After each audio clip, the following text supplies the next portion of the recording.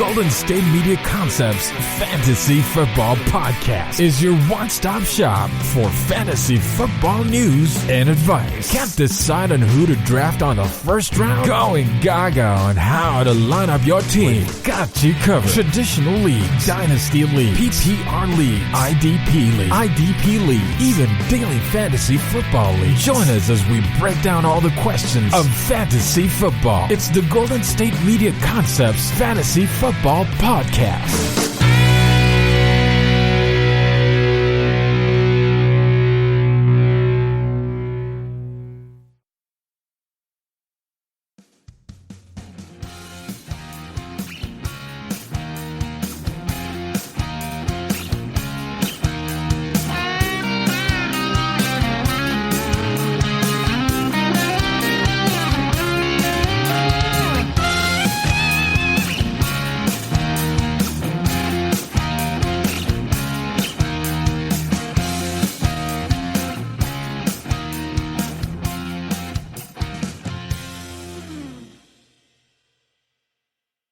Hello and welcome back to another episode of the GSMC Fantasy Football Podcast, brought to you by the GSMC Podcast Network. I am your host, Ryan Basulto, and we are back to help everyone in their fantasy football league make them champions. We're here, another day, another dollar. Let's break it down. We are going to first start talking about my ranking of the top 32. Well, pretty much I ranked every NFL fantasy offense, and I'm going to let you know where I have them ranked and why I have them ranked in those specific spots. We're also going to talk about some news around the league. Matt Stafford might have went to the Broncos. The Saints are looking interested in a Florida quarterback.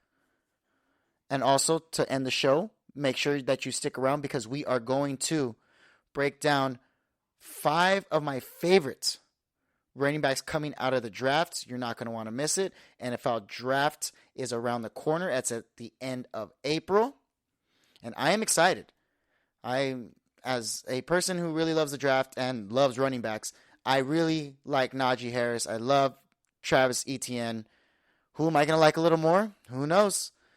But first, we are going to actually talk about the top ranked fantasy offenses in the league.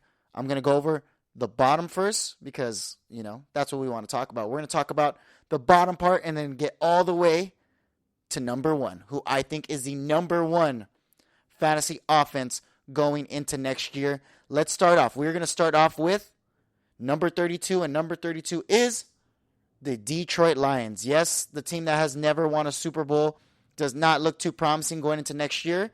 They lost Matt Stafford, who was their leading all-time passer.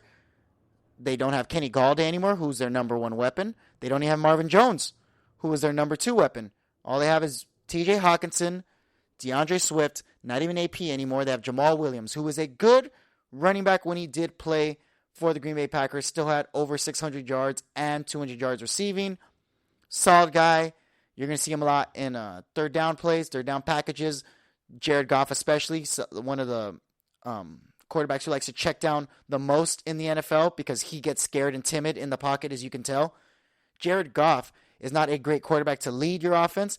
He led the Rams offense last year to be the 14th ranked offense in the NFL, which is ridiculous. They have Cam Akers, Robert Woods, Cooper Kupp, they had Gerald Everett and Tyler Higbee, and they had a stout offensive line. There's no way the Rams should be a top 14 offense. The Rams should at least be a little higher with people like Matt Stafford. But that's not who we're talking about. We're talking about the Lions. Lions haven't had a winning season in the past 5 years. It's really, really tough.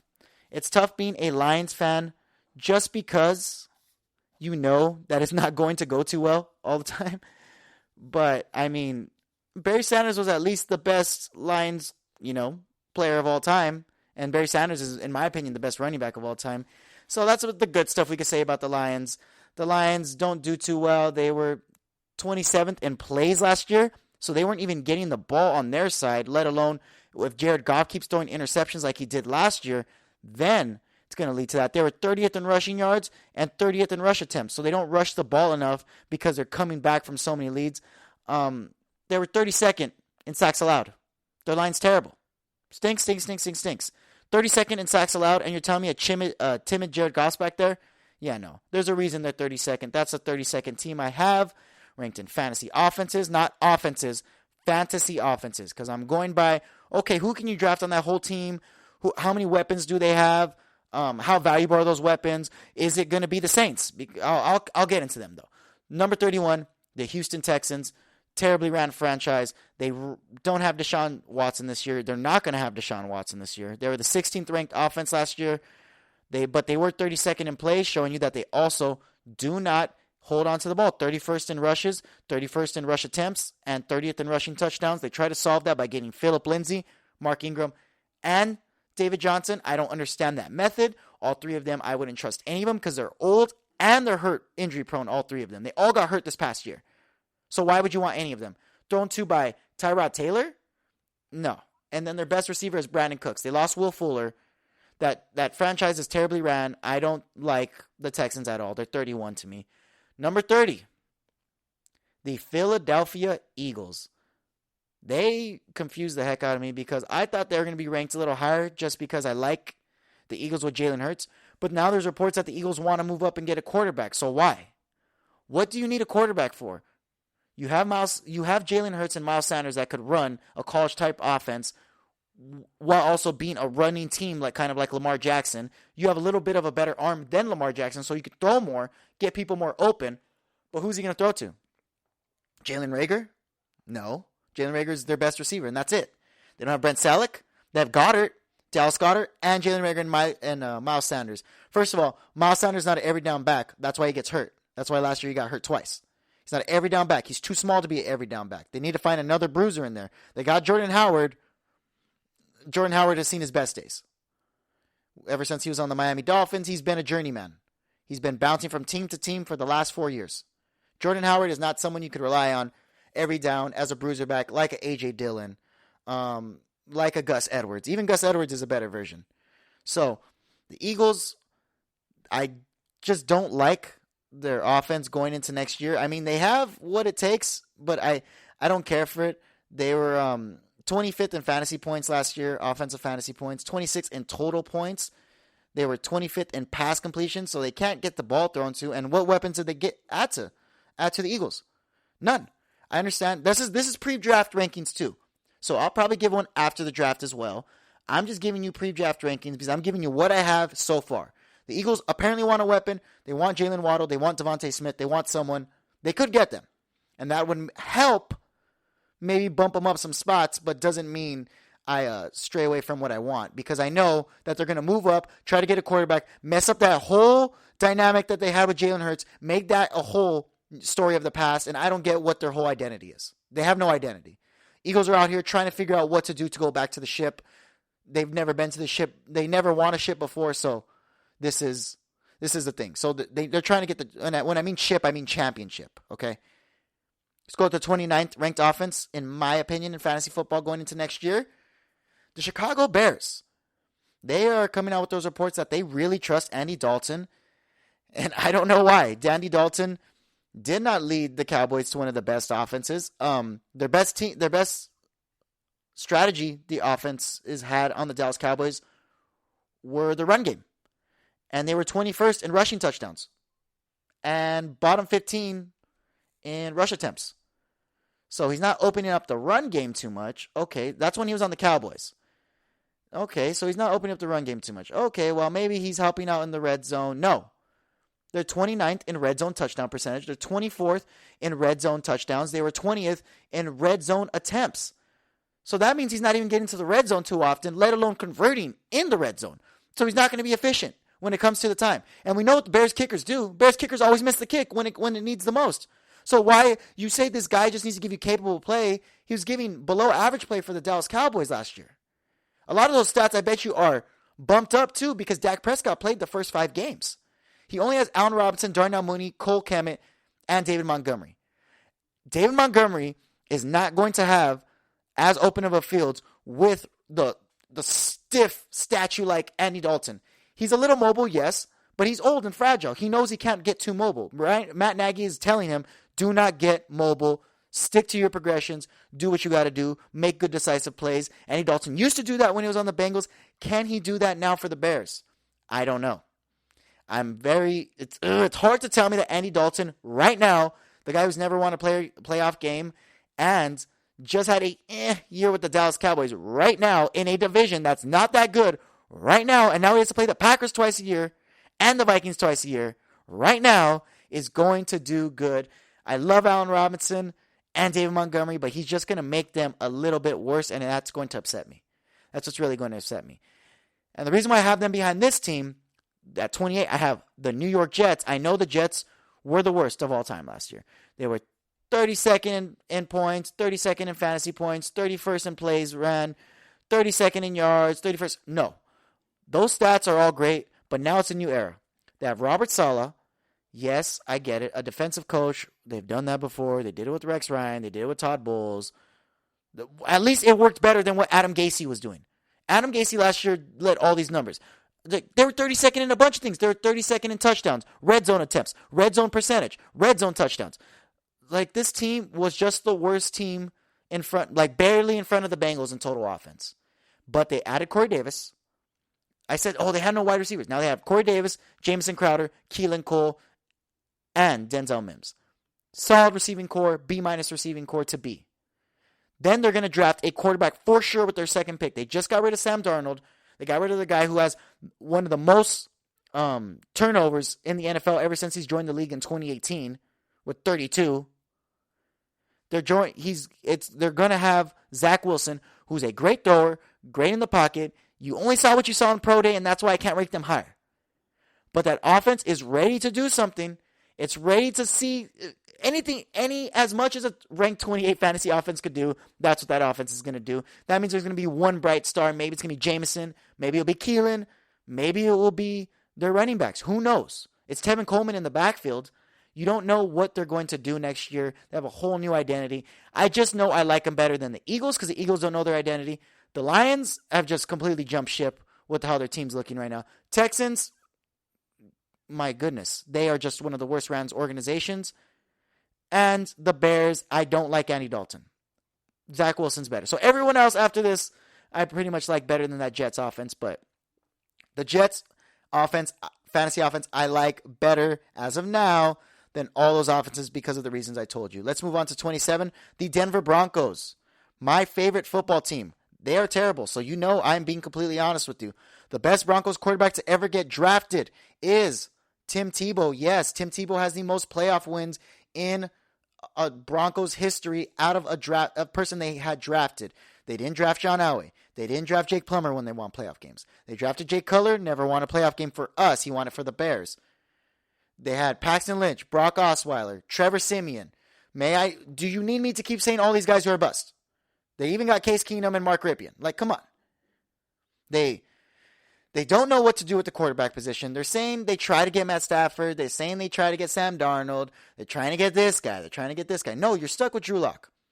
And what I see with Drew Lock is nothing too spectacular. Drew Lock did throw for 15 interceptions last year. He got hurt last year. His confidence looked like it was hurt as well last year. I don't like the Denver Broncos. I like that they have Tim Patrick, Jerry Jeudy, and KJ Hamler with Melvin Gordon in the backfield and a better line. That's why they're better than the other teams, I say. But as pure weapons that we could draft in fantasy, I'm not drafting Jerry Jeudy in fantasy. Tim Patrick, I'll pick up off the waivers. I'll wait. Melvin Gordon, I'll draft. That's it, though. Noah Fant, okay, I'll draft. That's it, though. But Melvin Gordon and Noah Fant, they're not top 5 at their respective positions. Noah Fant, yes, a top 10, maybe top 5. But Melvin Gordon, no. Tim Patrick, not top 10, 20 receiver. Jerry Jeudy, not a top 10, not 20 receiver. KJ Hamler, not top 10, 20 receiver. So they showed me what they did last year. They're the 25th ranked offense, 28th in fantasy points scored. Same supporting cast, same team. I don't know what they're going to do in the draft, but the Broncos are 27 to me. Jaguars, I have them ranked at the 26th ranked fantasy offense because they've been the Jaguars for a long time. They were 26th in fantasy points scored, 29th in actual points scored. They were 31st in red zone touchdowns, in rushing touchdowns, and 32nd in rushing attempts. They were always coming from behind. let's see what Trevor Lawrence does. Let's just see what he does. Trevor Lawrence should make that offense a top 15 fantasy offense. He should. Urban Meyer should help that team out. But it's a new coach, a new quarterback, new system. Who knows if even James Robinson's going to like this new system. They'll probably run it around him since the undrafted rookie did so well, over 1,000 rushing yards last year. But other than that, no. You don't know what you're getting with the Jacksonville Jaguars. You know what you've gotten with the Jacksonville Jaguars over the years, but you don't know what you are currently getting with them. I don't know if the Jacksonville Jaguars are going to come and then just be one of the top teams, or maybe even Trevor Lawrence has some growing pains. Peyton Manning had growing pains come to the NFL. He threw 20 interceptions, but kept progressively getting better. The team kept drafting real well. It could all unfold. That line is problems. That's one of the huge things for the Jacksonville Jaguars. They're 25th in sacks allowed, and they were 27th in touchdowns. So they don't score too much. They throw a lot of picks, but I mean that once again that was because of Gardner Minshew last year, and they were 31st in fourth down percentage, and also 29th when it came to third down percentage. So they don't know how to make the right plays at the right time. That's huge. We need to move the chains to get more fantasy yards. Imagine if your guy was just on a team with a fantasy offense that gets stopped, and he gets stopped a lot, and because he's getting stopped all the time, then they're barely on the field. So now since they're barely on the field, what if your guy's a pass-catching guy, a pass-catching running back? He has to, or he's just a rushing running back, like Antonio Gibson, and your offense is only going no first down first play, no first down on the second drive, no first down on the third drive. Well, that means your guy is now sitting, only gained one fantasy point, and now they have to throw in J.D. McKissick because now they're coming from behind because they can't convert on any third downs at all, or fourth downs. So that's why I have them there. Let's go on to the Saints. The Saints, I have them ranked at 25th because you're only drafting Alvin Kamara on that team. Who is their quarterback? Jameis Winston, Taysom Hill. One can't throw, one throws too much and throws to the other team occasionally. Yes, the Saints did have the fourth-ranked fantasy offense last year. They did have the fifth most points in the NFL, number one in rushing touchdowns, number one in red zone attempts, number one in red zone touchdowns. Yes, all this stuff holds true. But Alvin Kamara is the only guy you're drafting. And if you don't have the first or second pick, you're not getting Alvin Kamara, so who are you getting? Who's your tight end? Jared Cook? Wrong. Who are you getting? Traquan Smith? Maybe. You getting their quarterback? I don't think so. Michael Thomas? Just had a washy year and you don't know who his quarterback is. That's the reason why I have him so low. I don't know about the Saints offense. I like that Sean Payton's a great coach and he's a great play caller, but Saints offense, who knows? Let's go on to the next team. The Patriots.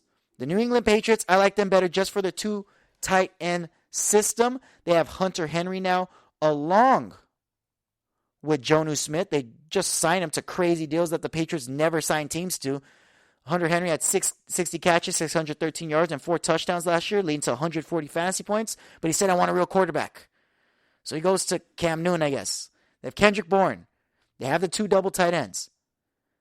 They have they also have Damian Harris in the backfield, Sony Michel. They have all their Belichicks in the backfield. You're going to see who they draft. We'll see if they get Mac Jones or move up in the draft. That's what people are reporting. We'll see. Jonnu Smith's a great option. 41 catches, 448 yards, and 8 touchdowns last year.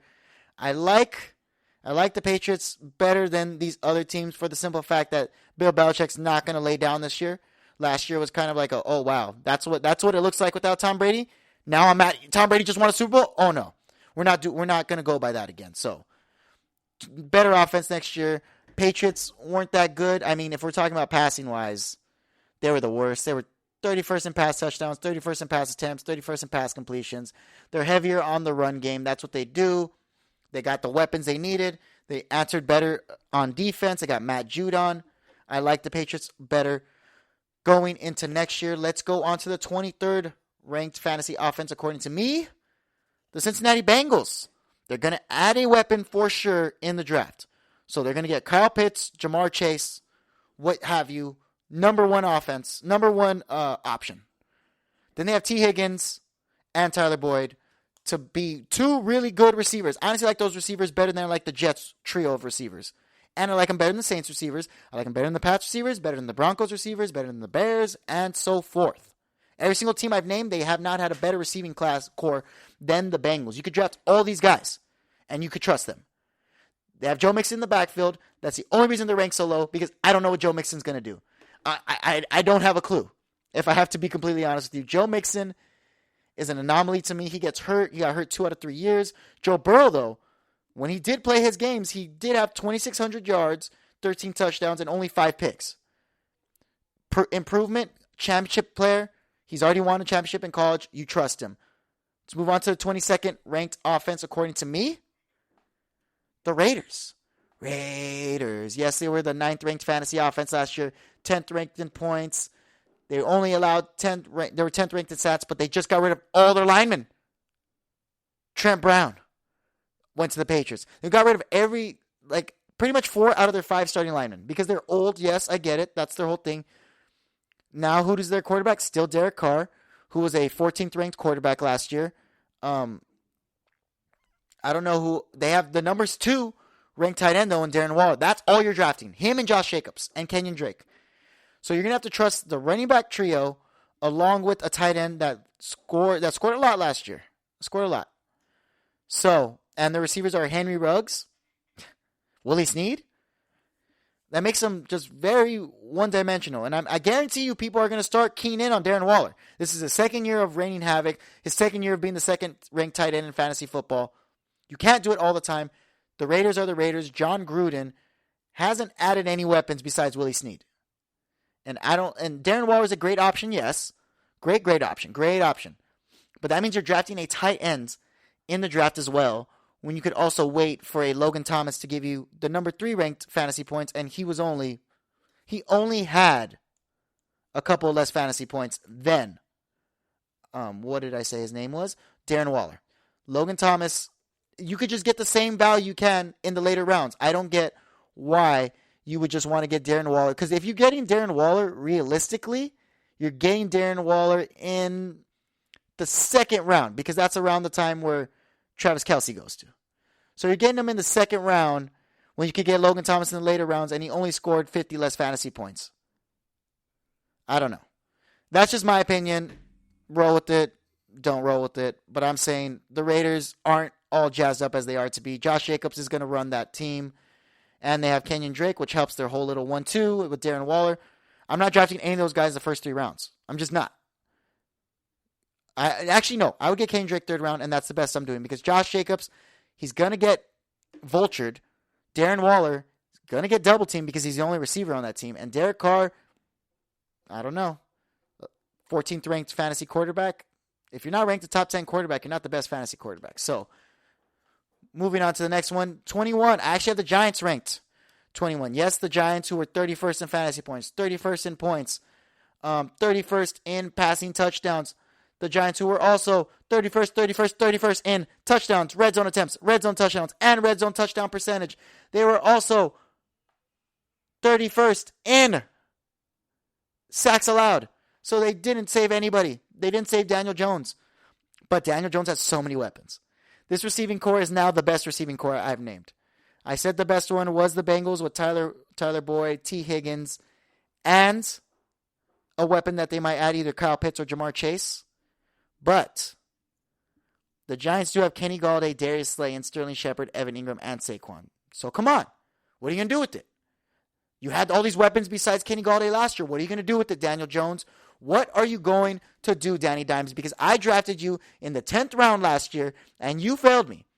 You failed me so hard, ranking as the 23rd ranked quarterback, 2,943 passing yards, 11 touchdowns, and 16 turnovers, 10 picks. What are you going to do, Daniel Jones? You're the only reason you're at the 21st spot. You guys should be like the 16th ranked offense. But no, you're not. So let's move on to the next team. The 20th ranked offense to me, the Panthers. They're getting Christian McCaffrey back. Christian McCaffrey is a whole type of offense on his own. He was a number 1 ranked running back last year, averaging over 29 fantasy points a game in PPR. He's a pass-catching beast. He does everything. It was evident how terrible the Panthers offense was this year because they're bottom 20 in everything pretty much. They're 25th in total touchdowns. You're telling me a team with Curtis Samuel, DJ Moore, Robbie Anderson, and Christian McCaffrey was the 25th in touchdowns? Come on now.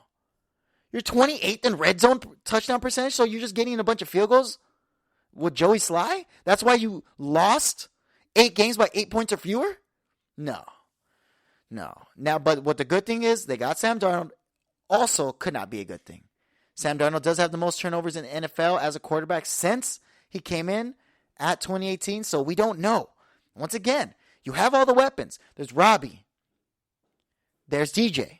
And now you have Christian McCaffrey, which is arguably one of the best fantasy running backs, if not the best fantasy running back in the NFL. What are you going to do about it? We got the Niners. The Niners, I don't know how they're going to look after they get a quarterback. And I don't know if they're going to get Mac Jones or if they're going to get Justin Fields. It's tough. But right now they have Jimmy G, and the only person else they have is Nate Sudfeld. That's the only person they actually have signed. So the Niners aren't looking too good. They were the 24th ranked fantasy points offense last year. They were 30th in fourth down percentage and 28th in third down percentage. So they just weren't moving the chains, which is a big thing. Like I said, if you're not moving the chains, how are we going to just keep relying on these weapons? But you do have Raheem Mostert. You have George Kittle. You have Deebo Samuel. And you have Brandon Ayuk. Another quarterback. These teams I'm naming right now are all teams that have weapons, but come on. What are you going to do, quarterback? What are you going to do, whoever you are? Because Nate Sudfeld's the only one there, and he's the one that came in week 17 for the Eagles and lost. He's a journeyman. He's been in the NFL way too long. So I don't know what the Niners are going to do. I don't know what Kyle Shanahan's plans are, but he has a quarterback he has in mind, and their offense could rank a lot higher based on who the quarterback is. Dolphins, Tua Tagovailoa led the 18th ranked offense and the 20th. They had the 20th most fantasy points, which is not good at all. The only thing you don't like about the Dolphins is that they were 27th in third down percentage. 27th, not moving the chains because Tua cannot always make the complete throw, or that he throws it completely over their heads. They had Devontae Parker. He's been injured the past 2 years. Preston Williams been injured the past 2 years. They have Mike Gesicki, but they're looking to trade him because I think they want Kyle Pitts. I think that's what the reports are saying. They want Kyle Pitts right now. That's who they moved up to get. It'll help Tua Tagovailoa because he has the longest wingspan in NFL draft history, beating DK Metcalf. Well, not NFL draft history, but out of receivers, he has the longest wingspan, longer than DK Metcalf.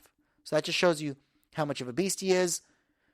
The Dolphins, after all their guys get hurt, like Myles Gaskin, Devontae Parker, they're stuck with just a bunch of role guys, and Brian Flores is great coaching. That's why they're ranked 18th, because his great coaching will get people open. He does what Matt Nagy's supposed to do. Because even with all those things, he's still ranked 16 in rush attempts, 19 in rushing touchdowns. He's still ranked 5th in red zone attempts, so he was putting his team in the right position. But I mean, like I said, 17th in red zone touchdown percentage, 13th in red zone touchdowns, because they're not going to always get the right play just because it's Tua. Up to you, Tua. What are you going to do? 17th, I have the Falcons. Yes, the 8th ranked offense last year, 10th in fantasy points, 5th in passing yards, because their defense is terrible. Their defense is so bad that they need to throw the ball all game. They have Calvin Ridley and Julio Jones and Austin Hooper. Great weapons. I would draft Calvin Ridley any day of the week if he was there. Austin Hooper, I don't know. But I like that they throw a lot, and they've been the top. And Matt Ryan has thrown the ball the most out of each year since 2012. Since 2012, he has the most completions in the NFL.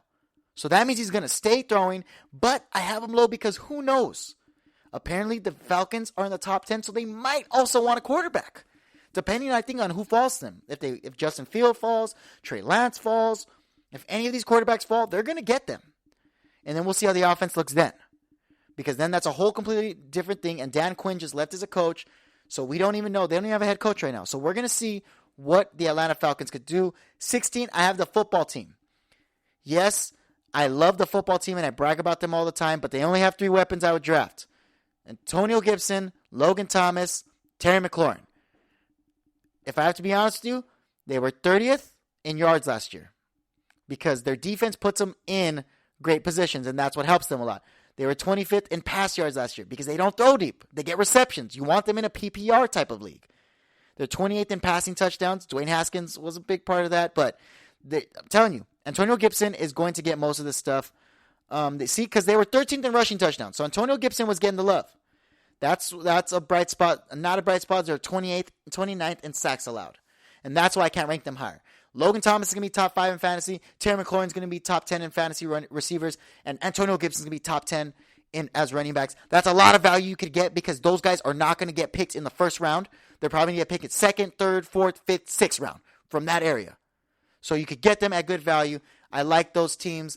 Those teams are my bottom 16th ranked fantasy offenses going into next year. Going into 2021, I still have to go through 1 through 15 to be exact.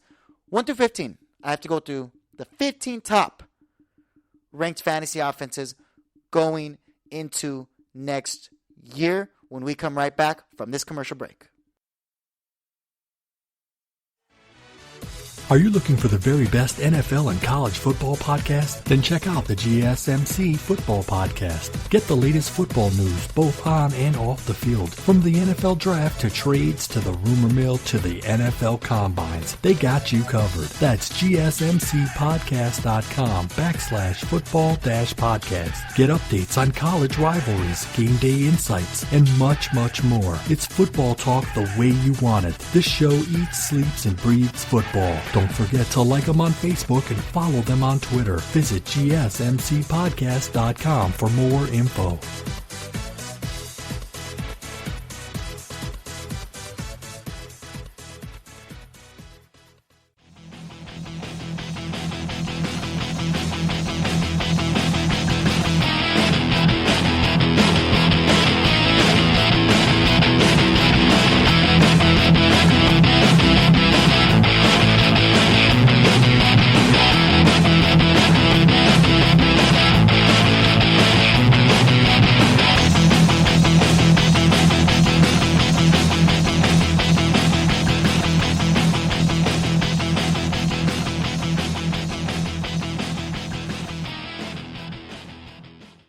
We are back at the GSMC Fantasy Football Podcast, where we turn people, normal, regular, casual people, into champions.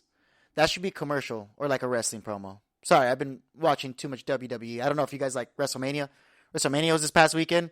Oh, it was so awesome. It was so awesome. They had the first 2 black woman main events at WrestleMania. It was one of the best matches of all time. Sasha Banks versus Bianca Belair. Oh, if you don't like wrestling and you want some good promos and you want some good, yeah, this is what I'm going to say, and I'm going to talk trash in a weird novella type way, all dramatic, then you'll watch wrestling. I love wrestling, but let's talk about the rest of my list. We're going to go into the 1 through 15 rank on my top fantasy football offenses going into next year. We'll start with 15. 15, the San Diego Chargers. San Diego Chargers, sorry, they're not in San Diego anymore. The Los Angeles Chargers, I don't know why they came to LA. Nobody wants you here. The LA Chargers were 10th ranked in fantasy points last year, 19 in actual points. They found a gem in Justin Herbert, broke the rookie record for most passing yards and touchdowns in a season, over 4,300 yards and 30 touchdowns. He has Mike Williams, Keenan Allen, who's a top 10 fantasy receiver. Excuse me. Goodness gracious. These hiccups. Wrestling. Sorry. I just want to keep talking about wrestling. They have, who's a top 10 fantasy receiver, Austin Eckler, who was hurt for more than half of the season last year, still could be a top 10 running back if he comes back healthy enough. Austin Eckler is someone I'm actually really high on going into next year, just for the simple fact that Austin Eckler was hurt, and when he did come back, he scored double-digit fantasy points all but one game. So that's good. That's a good look for you. Justin Herbert, the 9th-ranked fantasy quarterback, is still the quarterback there. They did lose Hunter Henry, but they did gain Jared Cook, who's still 6'5", who could still be a red zone asset. Is old because he's going to be 35 years old, but He did score 7 touchdowns as a 34-year-old. That's impressive. That means he's still here to come. The Chargers' biggest problem was their fourth down percentage last year, but that's literally it. And rushing touchdowns, as I said, Austin Eckler. Austin Eckler will help that a lot more than whoever they had just in the backfield last year. They had Justin Jackson. They just threw a bunch of guys in the backfield to try to make it work. Even Kalen Balash was back there at one point too. But they are 9th in third down percentage and 6th in first downs. So they constantly get first downs, in part to Keenan Allen, one of the best first down receivers in the NFL, because he was 5th ranked in total first downs out of all receivers last year. Keenan Allen, Mike Williams to spread you deep, Jared Cook to keep you short and to be a red zone threat and to have as a security blanket, along with Austin Eckler and Justin Jackson, who's still a good running back, but a better backup running back. With a top 10 quarterback at fantasy, give me the San Diego Chargers offense next year. Couldn't put them over this next offense. So the Minnesota Vikings, there's no way Minnesota Vikings, the 7th-ranked fantasy football offense, should be this low. But Kirk Cousins, man, you never know. The reason why I love them is you could draft Adam Thielen, Justin Jefferson, and Dalvin Cook, and you're completely happy with it. Adam Thielen, but that's also another problem too. They don't have as many weapons as I would draft on the Chargers, but Dalvin Cook and Justin Jefferson are better than anyone the Chargers have. Anyone. Dalvin Cook is still the number 1 running back. If you have a top 3 pick, you get him. And the reason why it's not the same argument as the Alvin Kamara argument, Alvin Kamara was the number 1 ranked running back last year. No one is wary about him. No one's scared about him. Everyone wants to draft him first this year. They're going to try to draft Christian McCaffrey or Saquon Barkley or Derrick Henry, who had 2,000 yards last year. No one's really thinking about Dalvin Cook. He's going to go 4th or 5th pick. Great value for someone who rushed over 300 times for 1,550 yards and 17 touchdowns. 16 touchdowns. My bad. 16 touchdowns. I apologize. Along with Justin Jefferson, who rookie year had 88 catches, 1,400 yards. This guy is the man. He's still ranked as a top 10 fantasy receiver in his rookie year. There's so much upside for those 2 weapons, and those 2 weapons could single-handedly help you win a fantasy championship. Justin Jefferson was the 6th ranked receiver last year. Adam Thielen was the 10th. Kirk Cousins, even though I said I wouldn't draft Kirk Cousins, he's still the 11th ranked fantasy quarterback last year. 4,200 yards, 35 touchdowns. The Vikings I like because they're 5th in rushing touchdowns, 4th in rush attempts. The Vikings have a great run game. You can't stop them, and they're only 24th in pass completions, and that's why Justin Jefferson and these weapons get all the love, but you don't give it to the Kyle Rudolphs, the Irv Smiths. Kyle Rudolph's not on the team anymore. He's also on the Giants, actually. Irv Smith, he doesn't throw it enough for them to get the love. BC Johnson, you just get enough love. I'm going to go to the left, Thielen. I'm going to go to the right, Justin Jefferson, or I'm giving it to Dalvin Cook in that order. That's it. So that's why the Vikings offense isn't ranked higher. They're not ranked higher than the Rams offense that I have going into next year. The Rams I'm high on. They had the 14th ranked receiver in Robert Woods, who still had 936 yards receiving. They had 2 actually receivers that caught for 900 yards. Cooper Kupp caught 974 yards, 3 touchdowns. Both had over 90 catches, so they're PPR machines because that's a point each. Cam Akers barely gave you a couple games, but still started to pick it up towards the end of the year. Had 145 rushes for 625 yards and 2 touchdowns. Hurt most of the year. Didn't really come in until week 12 against the against the San Francisco Niners, where he had 14 fantasy points. Then he had 16 fantasy points the next week against the Cardinals. These are 2 defenses he's going again against next year.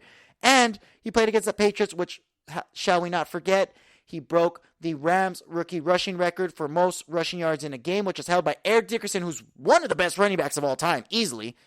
171 rushing yards in a game. Cam Akers behind that top 10 Pro Football Focus ranked line. I like the Rams next year. They were 3rd in plays, so they get the ball a lot because their defense puts them on the field more times than not, which helps them a lot too. If you have a team that has a great defense, they're probably going to give you the ball more, and you're going to have more possessions to do what you have to do. It could be good, it could be bad to a fault, where they're stopping the team so much like the Broncos back in 2015 that that even when the offense is terrible, they still can't help them out because the offense is doing 3 and outs. They're stopping the opposing offense. Then their offense isn't doing too good. This isn't going to be the same case because Matt Stafford isn't a disintegrating Peyton Manning. He's ready to go. Matt Stafford just came off a 4,000-yard throwing performance with the Detroit Lions. And now he's on a stout team like the Rams with great weapons. Van Jefferson at the slot. He still has Robert Woods on the outside. He has Cooper Kupp. He has everything he needs, along with Tyler Higbee and Cam Akers. All guys you could get at great value in fantasy football. I like their offense. I like it a lot. But not as much as this line and this running back, the Colts. And you know that I must really, really like Jonathan Taylor if I'm ranking Carson Wentz's Colts higher than Matt Stafford's Rams. And let me tell you why. I know he doesn't have the best weapons on the outside, but I still feel like Michael Pittman gets just as open as Robert Woods when it comes to third down plays. That's what Michael Pittman does. Then you have T.Y. Hilton, who's still a formidable receiver just like Cooper Kupp. He's also another guy who caught 800 yards last year. I mean, Cooper Kupp had 900, but still, same thing, 800 yards. They still have Jonathan Taylor. Jonathan Taylor is one of the best running backs in the NFL, 6th ranked last year in fantasy points, 1,100 rushing yards, 11 touchdowns. Michael Pittman, his rookie year still had 40 catches, 503 yards. I like them going into next year. Carson Wentz is the only reason this offense is ranked so low. I would have had them ranked higher if I didn't think that the 22nd ranked quarterback last year, Carson Wentz, who had 2,600 passing yards, 16 touchdowns, and 19 turnovers. 15 picks to 16 touchdowns. Decision making not on 10, but Frank Reich is a quarterback coach. He made Phillip Rivers look admirable last year. He had Jonathan Taylor. Literally, the only reason why I'm okay with this, Jonathan Taylor. He's not going to be picked with the first 3-4 picks. He's not going to be picked before Dalvin Cook, Derrick Henry, Christian McCaffrey, and Alvin Kamara in any normal league. So you could get Jonathan Taylor, great value. There's also Zach Ertz on the Colts. Zach Ertz could be a weapon because Carson Wentz loves him. That's his favorite target in Philadelphia. He has the most touchdowns and catches from Carson Wentz out of any of Carson Wentz's teammates. Michael Pittman Jr. is a rookie who showed great promise last year. And they still have Zach Pascal. They have a bunch of tight ends, actually. They still have Mo Alley Cox, and they have Jack Doyle. So you have a bunch of red zone weapons who Carson Wentz could throw to if he gets scared, which he will. And then you have Michael Pittman, who's a good, tall slot receiver, showed it at his days at USC, showed it last year with his 503 yards and a couple touchdowns on the Colts. And you have T.Y. Hilton, who still could take the tops off of defenses, and people have to respect that. The Colts, I like them a lot. They were 2nd in sacks allowed, and that's a big reason I chose. Without that pressure on Carson Wentz, he could finally do what they kind of want him to do. 6th ranked in touchdowns, so they're going to be focused on the run game most of the time. And 5th in red zone attempts. They just need to score more because they're 17th in red zone touchdown percentage and 13th in red zone touchdowns. That's why they're not ranked higher. They're ranked at 12. Let's go on to 11. The Seattle Seahawks, 9th ranked offense last year, 6th in fantasy points. They were 3rd in passing touchdowns last year behind Russell Wilson, 7th in total touchdowns. So they're going to score a bunch of touchdowns, but that turmoil I don't like. Chris Carson gets hurt, and then when he gets hurt, that offense gets exposed. Because then what they do, even DK Metcalf quoted this on a podcast. He said, yeah, offenses were figuring out what we're doing because we run, throw deep, run, go deep, short, go deep. It's the basic form of their offense. Their offense is getting figured out.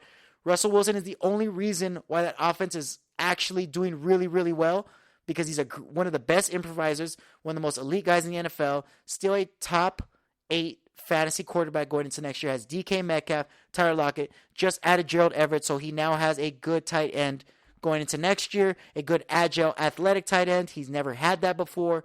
So here we go. Well, he had Greg Olsen, and that's the best he's got. But Gerald Everett's young. He's 26 years old. He's ready to crash the league by storm. I like him going into next year. Let's go into the top 10.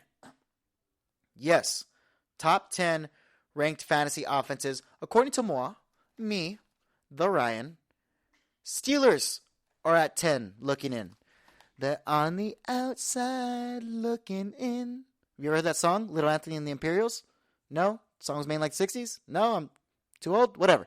All right, so the Pittsburgh Steelers, they were 20th in fantasy points last year, but number 1 in pass attempts, number 1 in pass completions, number 10 in total offense last year, 12 in points, 10 in touchdowns. The problem is, and first in sacks allowed. They allowed the least amount of sacks to Big Ben, and he's back this year. They have Deontay Johnson, who I would draft in fantasy in 4th, 5th round. Chase Claypool, I would draft in 4th, 5th round. Juju Smith-Schuster, who most people will still draft 7th, 8th round. I won't. But people will still draft him, and you could still get good value because he still had over 90 catches and 900 yards last year. So you could still bank on that.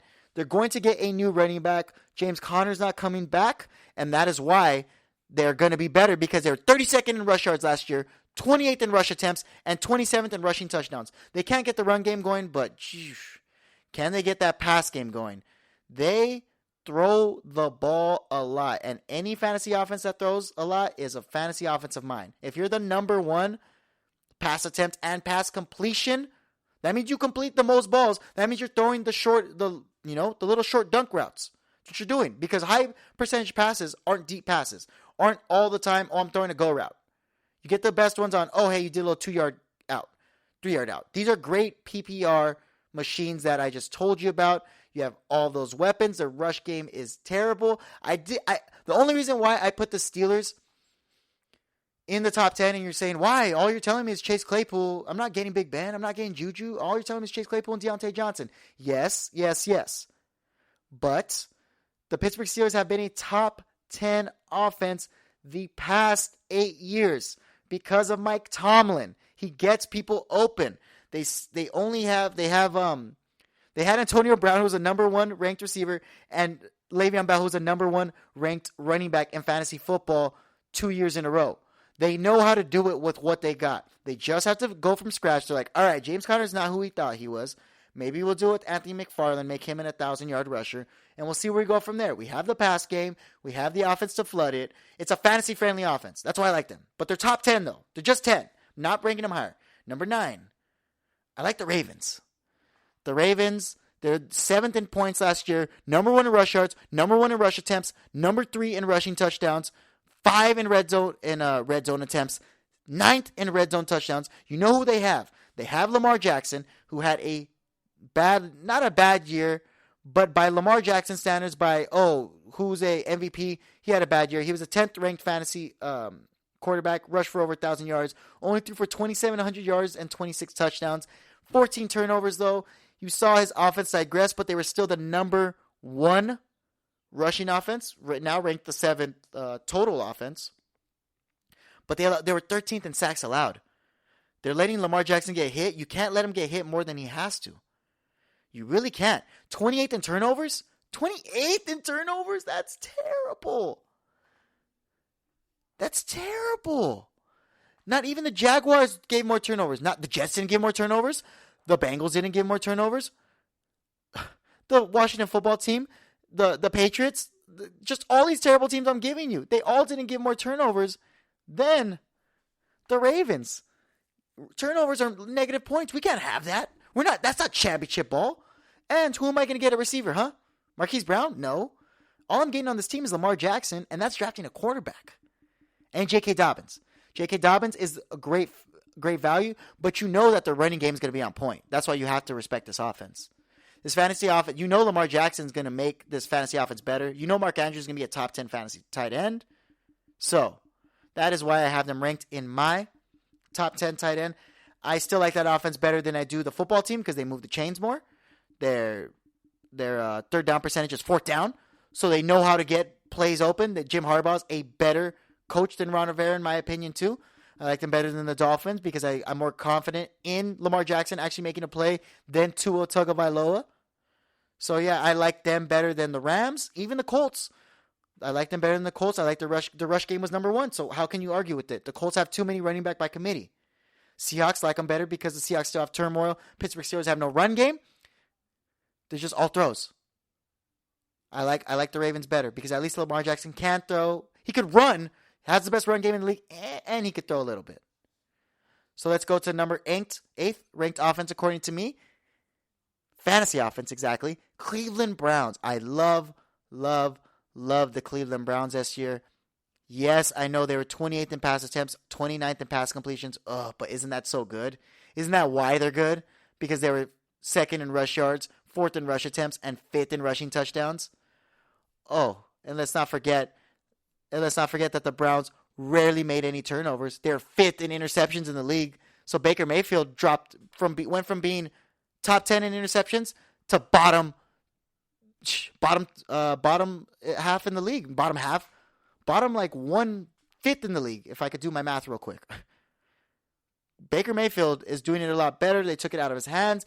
Now they give it to, and I kept saying Austin Hooper. I apologize. Hayden Hurst was the tight end for the Atlanta Falcons when I was talking about their offense. Austin Hooper is the current tight end for the Browns. But if we're talking about the Browns, though, we're going to talk about Nick Chubb and Kareem Hunt, 2 guys who could help you win a fantasy championship. I just love this offense because Jarvis Landry is going to get some of his play. Baker Mayfield threw 26 touchdowns, and he had 3,500 passing yards. Next year, I see those numbers going up with Odell Beckham outside. With Nick Chubb still missing 6 games. He still rushed 1,000 yards and 12 touchdowns on 190 attempts. That means if this guy's a full season, he's probably going to go for 1,600. Nick Chubb is another running back no one's really going to be thinking about, but you should get over a Saquon Barkley, over a Tyreek Hill, a Michael Thomas, a Devontae Adams. Nick Chubb's going to help you win a championship. What about Kareem Hunt? But he has to share the carries. Yeah, he had more rushing attempts because Nick Chubb got hurt. And what if Nick Chubb gets hurt again? Then he's RB1 again. Kareem Hunt, 841 rushing yards, still caught for over 800 yards too. 6 touchdowns. 10th ranked fantasy running back last year. I love Steven Stefanski's offense. He slows it down, runs the ball, run. Do not draft Odell Beckham. Too much of a drama queen for me. He's in the same boat as Michael Thomas. If you miss out on the Odell Beckham train, you're just like, good riddance. Here, he does not make championship ball. He wants teams to force the ball to him. And it's so unfortunate. It's so unfortunate because the plays don't always make sense. It's just hey, I want to get this play going off because we're trying to force everything we can to me. Even though, hey, how about we almost beat the Chiefs last year if it wasn't for Chad Henne converting a 4th down conversion in the playoffs. Browns offense, I like them next year, but not as much as the Tennessee Titans. Tennessee Titans offense next year looks awesome. 7th ranked offense according to me because these offenses ahead of it are pretty stout and pretty good. Tennessee offense was ranked 5th in fantasy points last year and 4th in total points last year. They were 2nd in rush yards, 2nd in rush attempts, 2nd in rushing touchdowns, 2nd in total touchdowns, 3rd in red zone touchdowns, 2nd in red zone touchdown percentage. So they score more times than not if they hit the red zone. 4th in first downs, 5th in third down percentage, 2nd in interceptions, 8th in turnovers, and 6th in sacks allowed. The Tennessee Titans did everything right, but pass attempts and pass completions, 30th and 28th. They did rush it 378 times with Derrick Henry for over 2,000 yards. Derrick Henry's going to be picked high, but that's not the issue. You could still get Ryan Tannehill in the draft. Ryan Tannehill, who finished being a top 10 fantasy quarterback, throwing for over 3,500 yards. Ryan Tannehill, who has now A.J. Brown, who's a top fantasy receiver, 70 catches, 1,075 yards, and 11 touchdowns, and he still was hurt last year. Derrick Henry, 3rd ranked running back, as I said, 17 rushing touchdowns. So you have to always respect King Henry's stacked box. Because King Henry's stacked box is what's going to help him win games. Ryan Tannehill had 3,800 yards, 33 touchdowns, and 7 interceptions, ranking the 7th ranked quarterback. So you have a great quarterback, great run game, great line, great coaching with great red zone percentages. So they score touchdowns more times than not when they hit the red zone. You also added Josh Reynolds on the other side to replace Corey Davis. You're fine. This offense is amazing. I wish I could have ranked them higher. I wish I could have ranked them higher, but they're not going to be ranked higher than this team that didn't do good last year, but is going to do amazing this year, the Dallas Cowboys. They have the best receiving core out of anybody I've named so far. Amari Cooper outside with Michael Gallup, inside with CeeDee Lamb, with Dak Prescott, who was leading the league and number 1 in fantasy points per game when he was playing his first 5 games, who threw for 1,800 yards and still was leading the league in yards a week after he was still hurt. So that means the league progressed another week, and he was still the passing yards leader. Dak Prescott was throwing crazy numbers because that defense couldn't hold anybody if their last name was Hand. It doesn't matter. So you have Dak Prescott. You have Zeke. Zeke, who everyone's falling off now. No one is high on Zeke this year. People will draft Zeke top 5, yes, if they're Cowboy fans, but you're not going to draft him over Derrick Henry. I doubt you're going to draft him over Nick Chubb. I think they like Saquon Barkley a little more too. They like Christian McCaffrey more. They like Dalvin Cook more.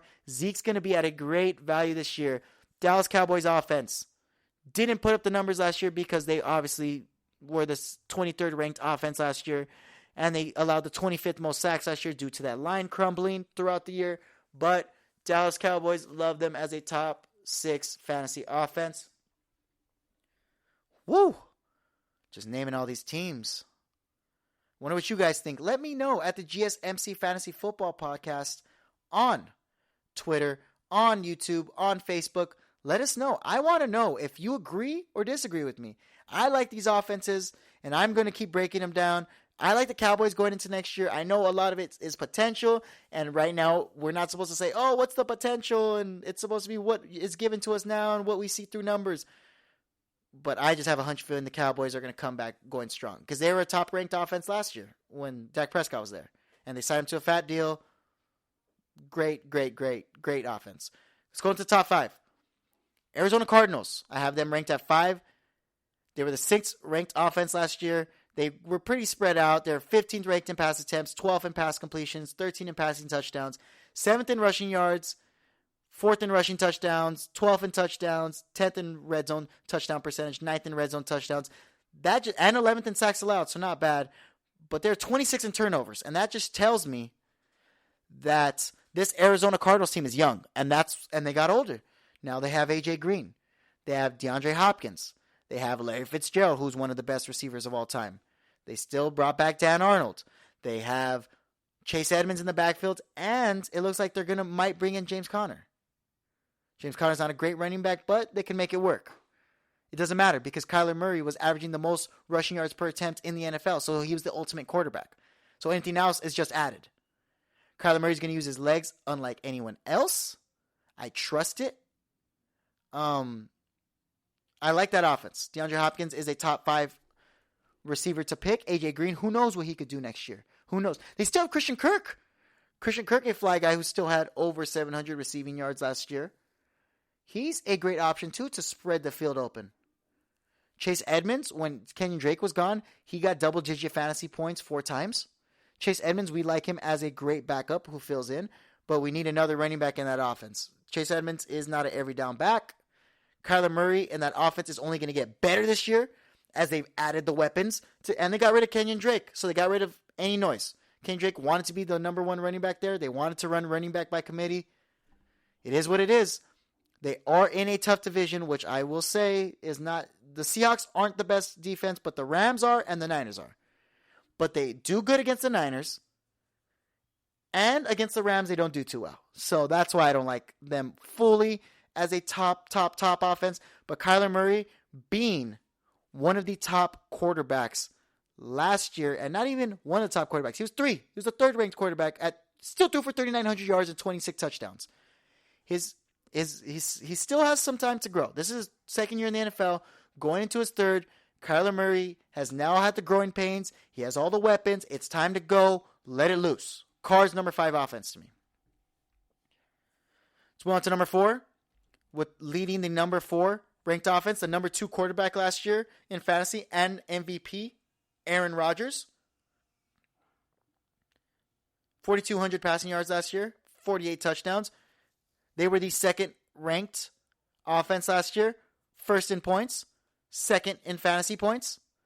1st in points, 1st in fantasy points, 5th in yards.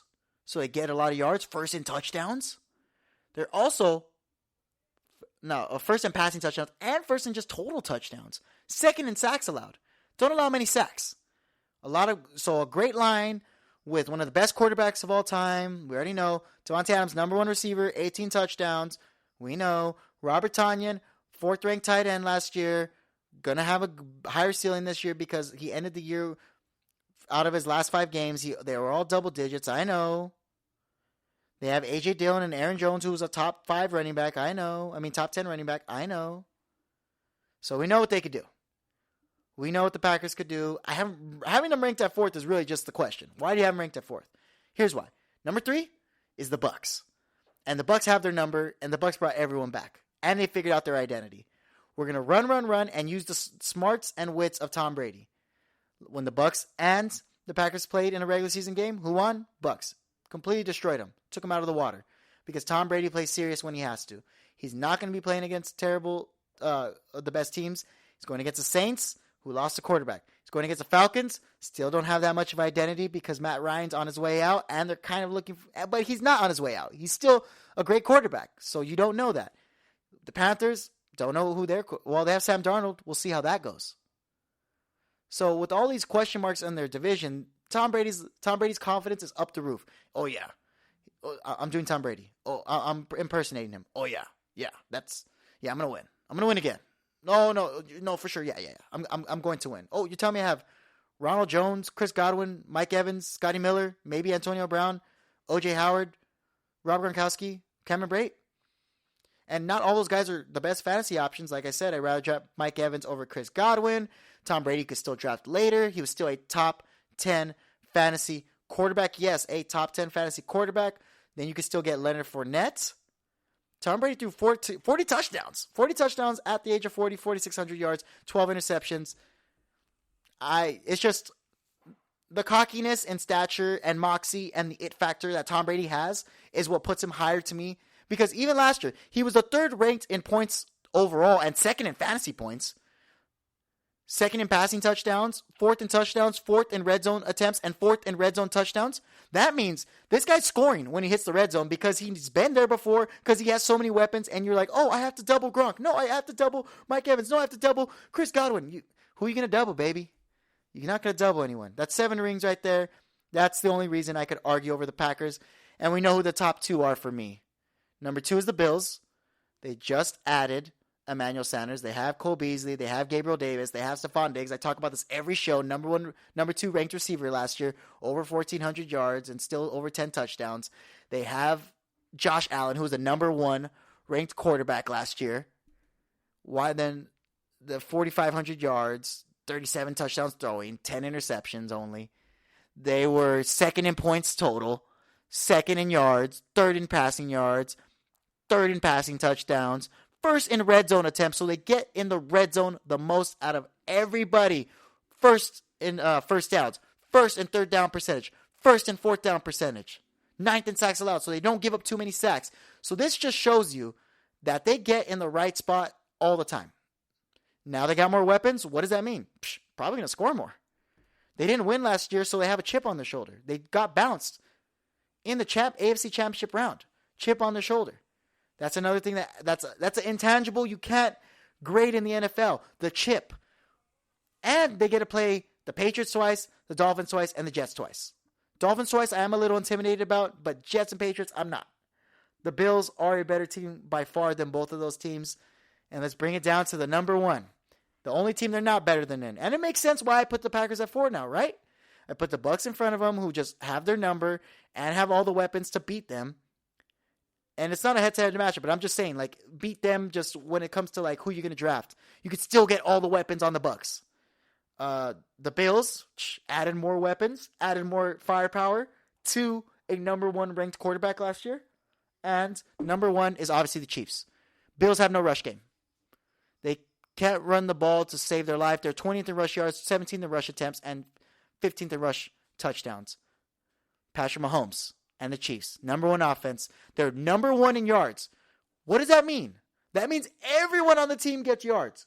That means they're number 1 in getting everywhere. Number 1 in first downs, okay? They're tied for first. Number 2 in interceptions. Number 2 in turnovers. Number 5 in sacks allowed. So they allow less sacks than the Buffalo Bills and the Arizona Cardinals. They have less turnovers Way less turnovers. The Bills were 13th in turnovers. So that's better decision making. First and first downs tied with the Buffalo Bills. Way better than the Packers, 13th ranked. That means they get the ball moving more. They get more first downs, more yards, more times your players are on the field. The longer your players are on the field for a long drive, the better. They're still 6th in touchdowns, not better, but that means they score a lot still. 12 in red zone touchdowns need to be better, but I'm saying, Travis Kelce, you could draft Patrick Mahomes. No, you would draft Tyreek Hill, then Travis Kelce, then Patrick Mahomes, then Clyde Edwards-Helaire. Draft all 4 of those guys from first pick to 4th pick, guarantee you're winning a fantasy championship. No doubt. No doubt. Patrick Mahomes still was a top-ranked fantasy quarterback last year, number 4, threw for 4,700 yards, 38 touchdowns, only 6 picks. Last year was a down year for Patrick Mahomes. A down year as the 4th-ranked quarterback. You know, they say, if he hits the top, like Josh Allen, he hit the top, nothing. What can you do now? All you can do is come down. Patrick Mahomes went top, digressed a little bit, lost in the championship, embarrassed in the championship.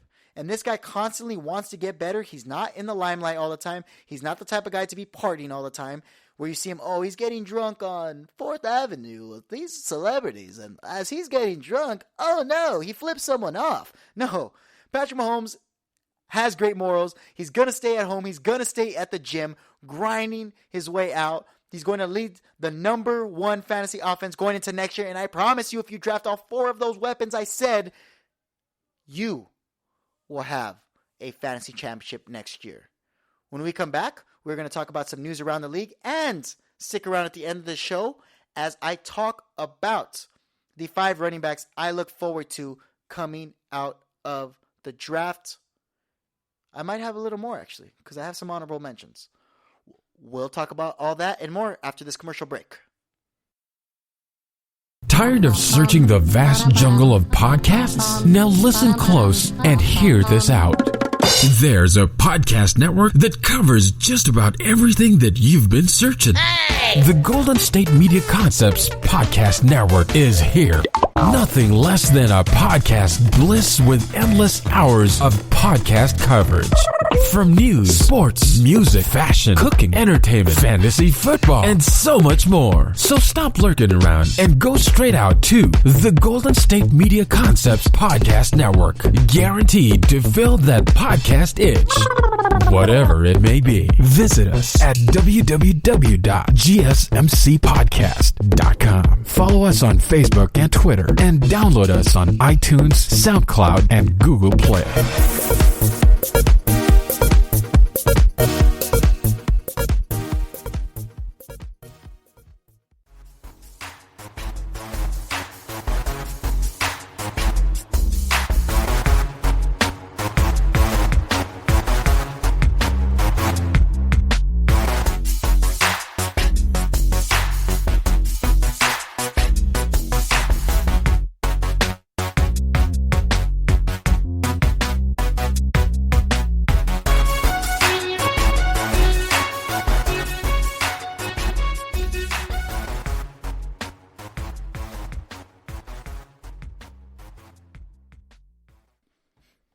And welcome back to the GSMC Fantasy Football Podcast. I'm still your host, Ryan Basulto, and we are still trying to become champions out here, as I like to say it. So, we are going to get into, if you're just tuning in for some reason, I don't know why you would skip halfway through the show, we just talked about my top 32 fantasy football offenses ranked going into next year.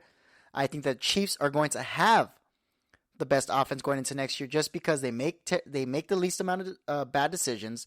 They know what it wins to do championship ball. They have all the weapons, and if you draft all their weapons, including their quarterback, in your top 4 picks, you are easily going to win your fantasy championship, and that is what we're here for. Second, I had Bills, then Bucks, then Packers, and Cardinals. Let me know what you think at the GSMC Fantasy Football Podcast. Also, let me know on Twitter, Facebook, YouTube. You know the deal. Make sure to like, share, and subscribe as well. But we are going to talk about news around the league now. There's been some things are kind of slowing down, but there's just been a lot of rumors, trade talk. This could have happened. This should have happened. Oh, this might happen. And someone retired. So let's get into it. Let's get into the biggest story. Matt Stafford. Apparently the Broncos offered the Detroit Lions their 9th pick and a 2nd round pick before they were outbid by the Rams. It also seems as if the Denver Broncos were looking to add Sam Darnold, which I don't think they could have beat that trade that they got from the from the Panthers. But I wonder who they were trying to offer, because at first the report was that Sam Darnold will not get traded for more than a 3rd round pick. So that means if the Broncos were trading, they're probably trading, we'll give you a 3rd. Because they're not giving as much as they were for Matt Stafford, that's for sure. But Sam Darnold would have been decent on the Broncos. Matt Stafford would have been, it would have been so much better. But how could you beat it? The Rams sent 2 first-round picks and a 3rd-round pick. That's not just 1 first-round pick. That's 2 first-round picks and a 3rd-round pick. Next year's 3rd-round pick. And they threw along Jared Goff too, which I'm sure they would have appreciated more than Drew Lock. Matt Stafford would look so good on the Broncos. He's a 4,000-yard passer. He would still make that offense. He would have moved that offense from my ranking I had them ranked at 27. I would have ranked them from 27, probably at like 17. They would have went up 11 spots just from quarterback play. Isn't that hilarious? Just from quarterback play, I would have moved them up 7 spots. That's 7 spots. Terrible math. 9 spots. I would have moved them up 9 spots. Matt Stafford is a quarterback that is loyal, which is what you like about him. Threw for 4,000 yards last year, 26 touchdowns, and 10 interceptions. Yeah, last year was a bad year for him because he was hurt. But in total, his whole career, he threw for 45,000 yards, 282 touchdowns. Like, man, this guy put on, his record is terrible, 74-90, which means he doesn't win too often. But you like that this guy has been with the Detroit Lions for so many years. He's been there 1, 2, 3, 4, 5, 6, 7, 8, 9, 10, 11, 12 years. 12-year Detroit Lion vet. Bless him, bless his heart. He misses the days of Calvin Johnson. What you like about him is that his yards per throw on average is over 8 yards per throw. So he throws the ball deep. So you know Tim Patrick would have been open. You know Jerry Jeudy, who's another flyer, would have been open. And KJ Hamler, the rookie out of Penn State, going into his 2nd year, would have been a flyer. Their line is now a top 10 ranked offensive line with Garrett Bowles leading it. And they would have opened up the field for Melvin Gordon. Once again, a big what could have been. And Matt Stafford is a huge reason I ranked the Rams offense 13. If it wasn't for Matt Stafford, the Rams would have probably been ranked like 19 or 18 to me. Just for the simple fact that he is not afraid to make the big plays. He usually likes to be grimy and play all games of the season. Besides 2019, he played a full season 8 out of his last 10 years. 8 out of his last 10 years. 9 out of his last 10 years. 2019, he played half the games, but every single game, he's tough. He's a tough character. Even led the Detroit Lions to an 11-5 year where they went to the playoffs. Obviously, lost to Dallas Cowboys, but if you give Matt Stafford the weapons, he'll give you 11-5, 60% completion percentage, 4,200 yards, and over 20-something touchdowns. He'll give you what you need, and that's why he's going to help the Rams so much, because he's going to open up that run game a lot more for them. Cam Akers, they're not going to be able to stack the box on Cam Akers with Matt Stafford's throwing ability. Matt Stafford loves to throw the ball. He's always top 10 in throws per year, throws it at least over 380 times in the past 10 years. So, well, except obviously that 1 year where he did get hurt in 2019. But Matt Stafford is definitely a good quarterback for the Rams. Would have helped the Broncos. I would have flipped the Broncos and the Rams completely. But the Rams would have just been a little better because their line's a lot better. Their running game's better. Their receivers are a little bit better, but not too much. But the receivers are better. That's the difference. That's just the difference in ranking a 27th ranked fantasy offense to becoming a 13th ranked fantasy offense, and that's a quarterback. And you're telling me they got a quarterback who's a Pro Bowler and experienced? Not Jared Goff, and he's not scared. You're not worried about what Sean McVay was worrying about, because they were also coming out with reports too saying that the game where Sean McVay learned that he couldn't do it anymore with Jared Goff was when they played the San Francisco Niners. And they played CJ Beathard. I forgot what week it was. It was in the later weeks, like a week 15 game. They played CJ Beathard and they lost. And Sean McVay's like, what the heck? Kyle Shanahan, that's my best bud over there. I can't be losing to him. You know, friendly competition. You know how that goes. I can't lose to this guy. How did we lose to him? I'm mad that we lost to him. And not only did we lose to him, we didn't even lose to Jimmy G or their best quarterback. We lost to CJ Beathard? A third string? Not even Nick Mullins. They pulled Nick Mullins. They brought in CJ Beathard and beat us. That's unacceptable. And the Niners defense wasn't even that stout last year. They were having a down year because Super Bowl losers usually don't make the playoffs completely 5 out of the last 6 years. The Niners stopping them was the icing on top of the cake for Jared Goff to leave. And that's the biggest reason why the Broncos are going to be mediocre in that division again, and why the Rams are going to take the next step up and might even go to the Super Bowl. Who knows? They could go back to the Super Bowl. See, they were Super Bowl losers in 2018. Next year, stunk with Jared Goff. Then this past year, they were pretty decent. You got to take 1 year off. 1 year off after that loss, and it stinks. Patrick Mahomes is going to defy that logic, and we will see going into next year. Big news right now, also, apparently the Cardinals are bringing in free agent James Conner for a visit today. I said it earlier on the show, but I didn't go too much into detail.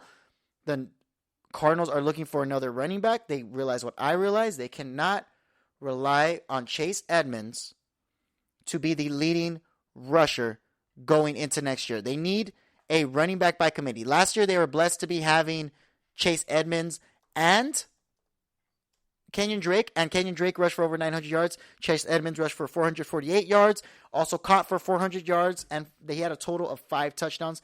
53 catches, 402 yards. That's a security blanket if I've ever heard of one. James Conner is another guy who's used to pass catching in that Steelers offense. We all know what they do. Time to, if Ben Roethlisberger's not going to go deep because he's old now, he's going to just dunk it. And what he's going to dunk it to is probably James Conner. James Conner had 721 yards last year, 4.3 yards per carry, 6 touchdowns, while also catching 35 times, 215 yards, and 6.1 yards per catch. Once again, those are all dunks. If you look back at his past 3 years as a Steelers running back, he's had 55 catches, 34 catches, 35 catches. So that shows you that he fits the system. He's a pass-catching back. We don't need him to be healthy all the time because we have the number 1 running back in Kyler Murray pretty much. And we have Chase Edmonds, who can still run and catch the ball. James Conner's best year was 2018 when he first broke onto the scene, when Le'Veon Bell said, I'm not going to play throughout the whole year, and I drafted him with my number 1 pick. But I was also looking, since we are avid listeners, and make sure you always check the waiver wire and NFL news. See, I'm giving you NFL news, and you're like, oh, this isn't fantasy football fully. It's just to give me news, and, it's not always fantasy. Yeah, but the reason being is because you hear Le'Veon Bell's like, oh, I'm thinking about not playing next year. You hear Deshaun Watson, I'm not playing next year. What does that mean? He's probably not going to play. So if he doesn't play, who's going to play? Next man up. Then you pick that guy up off the waiver wire, and there's roll the dice. James Conner, I picked up off the waiver wire. Easy had him. 973 yards, 12 touchdowns. That's the best James Conner you get. 55 catches for under 500 yards and a tub. So 13 total touchdowns, 1,400 yards, all purpose. That's the best James Conner you could get. Ever since then, though, he's digressed because of injuries.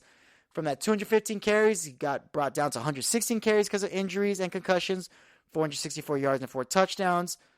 And then it leads into this year with his 169 rush attempts because of concussions and problems. And that's a big problem. Concussions is when you brain your damage. I know I said that wrong. When you damage your brain, yes. When you brain your damage on concussions, it's not a good look. You're like, how would you know, Ryan? It's not like you play football. May have played a little bit of high school and junior college football, and may have gotten 3 concussions along the way, and may know a little bit of thing or two about concussions. So if I guess you hear me speaking fast or forgetting a word, blame the concussions. Don't blame me. James Conner. We don't want to joke around about concussions because that's not something funny. It's only funny when it happens to me because I don't mind being a human punching bag. But James Conner has had 5 concussions. Brother, give me a break. So 5, sorry. 5. 3. He's had 3 concussions. Beat cancer. More power to him. So he's tough mentally. They need him on the Cardinals, but those concussions are going to get in the way. I still would stay away from him in fantasy just for the simple fact that Chase Edmonds looks like he has a better role there. James Conner has to learn the system, has to learn the playbook, get adjusted to not Ben Roethlisberger, Kyler Murray. They are not the same quarterback. Cliff Kingsbury and Mike Tomlin are not the same coach in any way or shape of the form. There's no way you could go around it. James Conner is someone who is injury prone. You can rely on him sometimes of the year when it comes to an NFL perspective more than a fantasy perspective. I'm not drafting him. People will. I'm not. But if he does have a breakout year, this is the year to break out. This is the best version of James Conner you could get. If he doesn't show you that this year, like David Johnson should have, when he had Deshaun Watson, the leading passer, with Will Fuller and Brandon Cooks on each side, he's not going to do it ever. It's now or never for James Conner. It's all on you. Let's see if the Cardinals see what we see in you, because you're a hard worker. Like I said, you beat cancer. That's the ultimate type of mental adversity. So you could do that. You're definitely strong. We've seen your stature. We've seen your weight. We've seen how big you are. You're 6'1". You're good. You're a good size for a running back. We just need to see if you could stay on the field. Because the number one ability, and I'm going to say it again, I'm going to say it every episode, because I'm not a big Bill Parcells fan, but the number one ability is availability. Yes, we need to see how available you are to us, James Conner. We at the Fantasy Football Podcast make champions. We're not here just to be saying a bunch of things and be like, oh, it was a cute comeback story. No. That cute comeback stories is what gets you wrong. You think with your mind, not with your heart. The Bears just lost another weapon. Taylor Gabriel, he just said that he's actually announcing his retirement. He's tired of being with terrible quarterbacks on the Bears. Hopefully he could come out of retirement and sign up with a new team. Let's just talk about what he used to do. 6 years in the NFL, 2 years with the Falcons, 2 years with the Bears, 2 years with the Browns.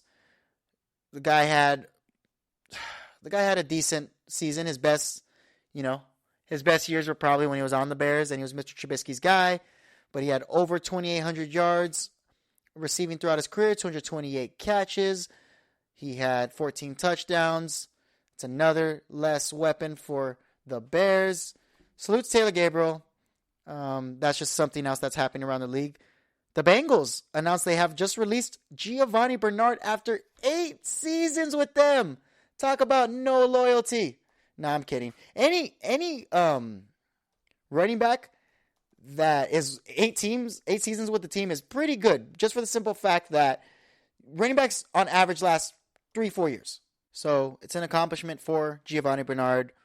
Shout out to all your great years. But it's also funny because the Carson Palmer trade is finally complete. What do you mean? Almost 10 years later, the Bengals ended up trading a 2012 first-round pick and a 2013 second-round pick to the Raiders. No, they ended up getting... Sorry. Completely mixed up. The Raiders sent a 2012 first-round pick and a 2013 second-round pick for Carson Palmer. The Raiders ended up getting Carson Palmer, who started 24 games with them, Michael Rivera, who played 4 seasons with the Raiders and now is on the Cardinals, which is funny, and Shelby Harris, who played 8 games with the Raiders and is also on the Cardinals. They just came back around. And then we have the Bengals. They drafted Dre Kirkpatrick, who played 8 seasons with the Bengals, not anymore though. And then they had Giovanni Bernard. So every single person who was part of that trade is not part of the trade or that team anymore. I just thought that was funny. I thought that was something interesting that not everybody knew. Giovanni Bernard, poor guy. The reason why I liked him was because he would help back up Joe Mixon, but this year he couldn't do anything because that line was horrendous. Gave up 29th most sacks in the NFL. Still rushed for 416 yards and 3 touchdowns last year. He has 3,697 total career yards. Averages 4 yards per carry throughout his career, which is good. 22 touchdowns. A lot of touchdowns. 89 catches, 342 yards. 89 catches. 342 catches for 2,867 yards for 11 more touchdowns. This guy could be a backup on another good team. Put him on the Broncos. He could be a good pass catching back. Put him on the Dallas Cowboys. He could be a good pass catching back. Put him on the Vikings as a backup. He could help out Dalvin Cook back there since they don't need him too much. Giovanni Bernard, his 8-year stint is now finally over. It looks like the Saints are kind of thinking who they want at quarterback. I think they want Kyle Trask, Florida quarterback, to be on the Saints next year. He had 4,200 pass yards. That was second in the BCS. He had 43 touchdowns, first in the BCS, which is really, really good, and only 8 picks. 99th in the BCS, but still not bad. Great progression though. He led the number one team in the SEC East. So he went 8-2 in the SEC East. So he was better than Georgia, Tennessee, Vanderbilt, teams like that. But he's in the SEC, one of the toughest divisions. Easily, probably the toughest division in all of football. They barely lost the Goodyear Cotton Bowl Classic to Alabama by 6 points. That just shows you that they are a good team, and he did good. He went 26 for 40, 408 yards, and 3 touchdowns, no picks against an Alabama team with a defensive-minded Nick Saban who's already coaching the NFL and coaches one of the best teams of all time in Alabama. So, Kyle Trask, I see where the Saints are going with this. If they get him, Michael Thomas is automatically goes up in fantasy value. He's 6'5", 240. You can't teach that height. But you know who's really looking for a quarterback, though? And I don't get it. The Eagles. The Eagles reportedly could trade up in the draft for a quarterback. And I don't know why. Didn't they just say Jalen Hurts is their guy? They just said. I just broke the story like a month and a half ago. Now I look like a liar. Because now they're saying, oh, well, we'll get Trey Lance. So they moved back in the draft because they're like, oh, we're just going to get Jamar Chase. Remember, they traded with the Dolphins. Now they're going to move back up. Who is this team's identity and where and how can I stay away from them? Oh, my goodness. The Eagles are almost as bad as their pass boy, Nate Sudfeld, who the Niners only have one guaranteed contract from a 49er quarterback going into next year. There's only one guaranteed contract. That's Nate Sudfeld at $252K. Niners don't know what they're doing. Eagles don't know what they're doing. Well, Niners do know. They made a move. But it's just funny that that's the only guy that's signed on their roster, not even Jimmy G. And the Giants. The last news I'm going to talk about, they're enamored with Devontae Smith. Oh, we're still enamored. We want more weapons. Because it's not like I just said we had Kenny Galladay, Darius Slayton, who also caught for 900 yards. Sterling Shepard, who's also a 700-yard catcher. Also along with Evan Ingram, who's one of the top fantasy tight ends. Oh, but we also have Saquon. Like, come on. Get a lineman. What do you need Devontae Smith for? I know the guy was a Heisman winner, 2,000 yards, 20 touchdowns. You know, one of the best, if not the best, receiving performance in college football history. But still, come on. You don't need another receiver. You got Kenny. Like, come on. Help out Saquon. He's not going to block for Saquon. You've seen how skinny he is. That's his whole point. These guys are getting me so mad. These NFL teams, just make some smarter decisions. When we come back, we're going to talk about some of the running backs I like coming out of the draft and their fantasy perspective and what team I think they would be good on. We'll talk about all that and more when we come back from the break. Are you looking to get your college football fix? Looking to get the latest news on your favorite school's team? The GSMC College Football Podcast is your ticket to all things college football. Join us as we talk college football from the national championship, the college rivalries, the bowl game, to the Heisman Trophy. To which conference is the best? We've got you covered for the Big Ten, SEC, Big 12, the Pac-12, ACC, and everything in between. Download the GSMC College Football Podcast on iTunes, Stitcher, SoundCloud, Google Play, or anywhere you find podcasts. Just type GSMC in the search bar.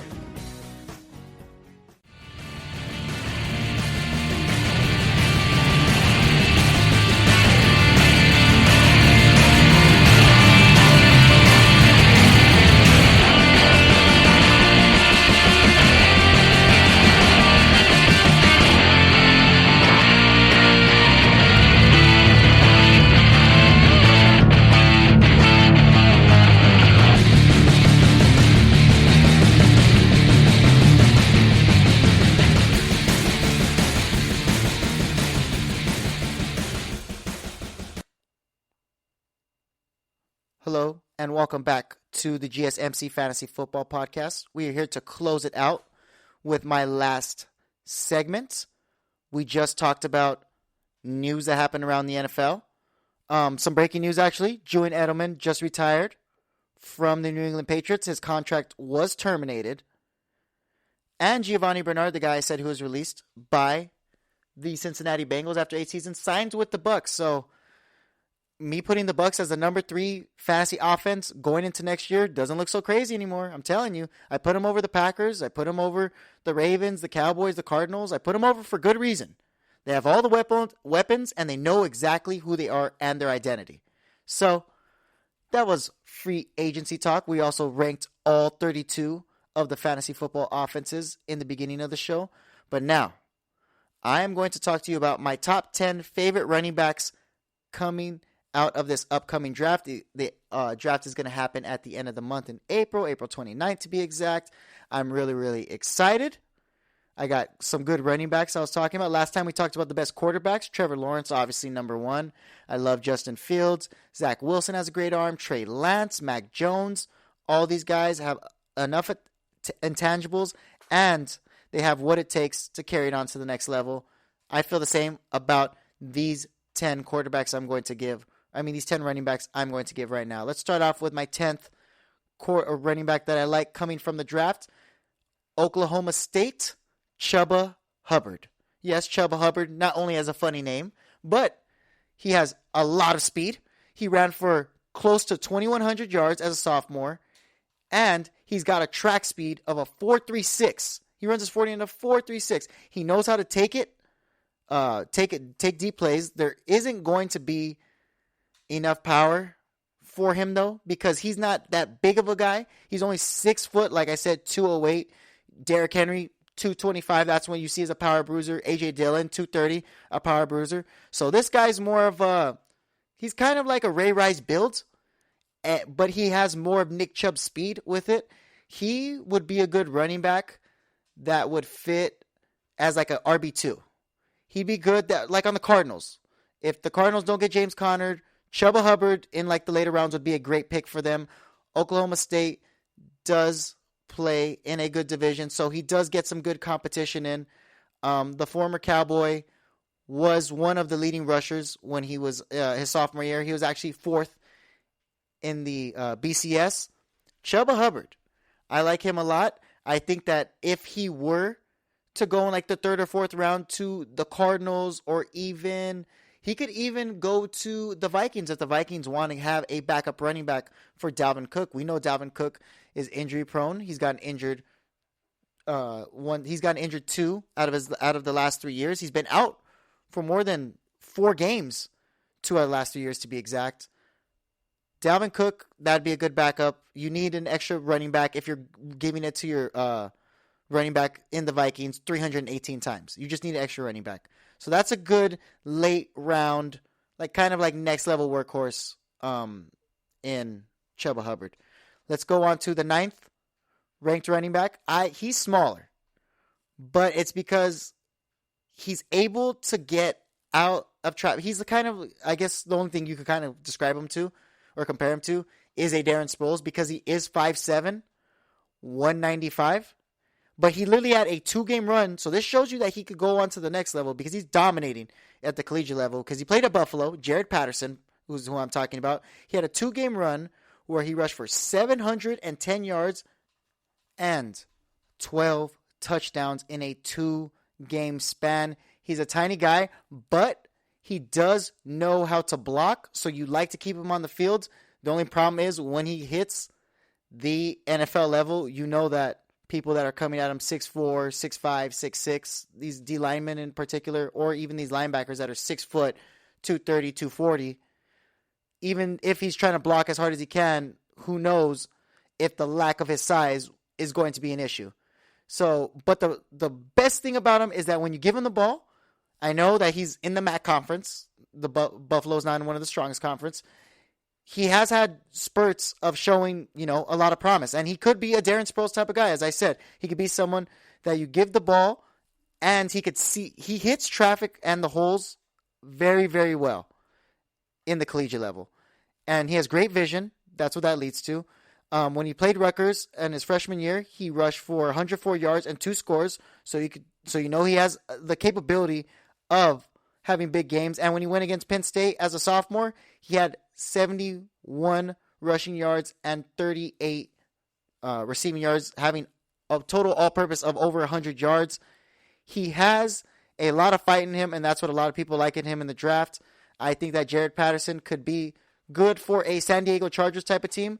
They're already used to having a smaller back, elusive back, especially with Austin Eckler kind of playing that role with what he's doing now. He was out 8 years. He was out 8 games in fantasy last year. Need to learn how to talk.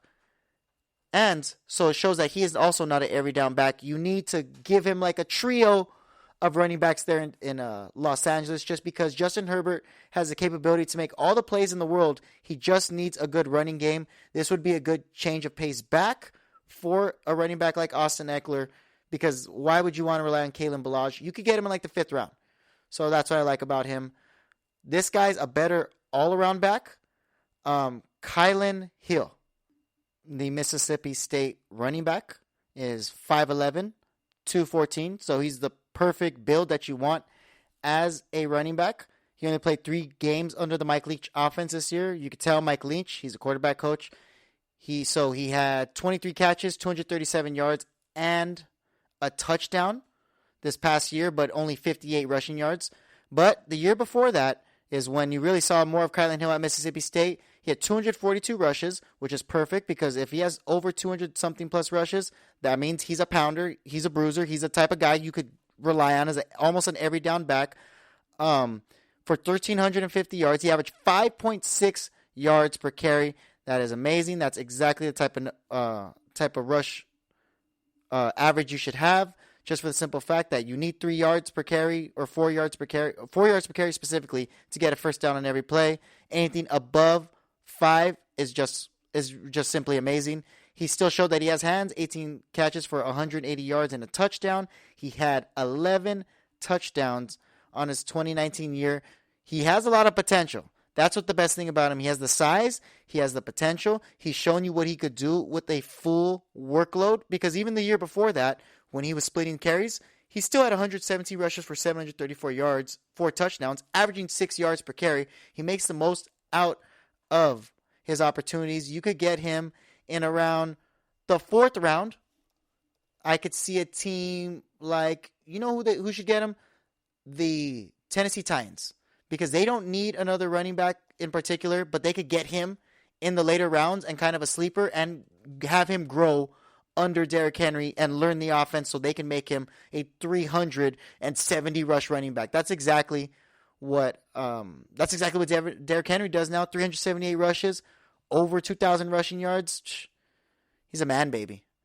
Next person we're going to talk about, Kenneth Gainwell. Not as big as the man, baby, but he had a great year for Memphis last year, 231 rushes for 1,459 yards, 13 touchdowns. You thought that 5.9 or 5.6 yards per carry was a good average? I scoff at that. This is 6.3 yards per carry. He has a 4.4 speed, and he has good hands.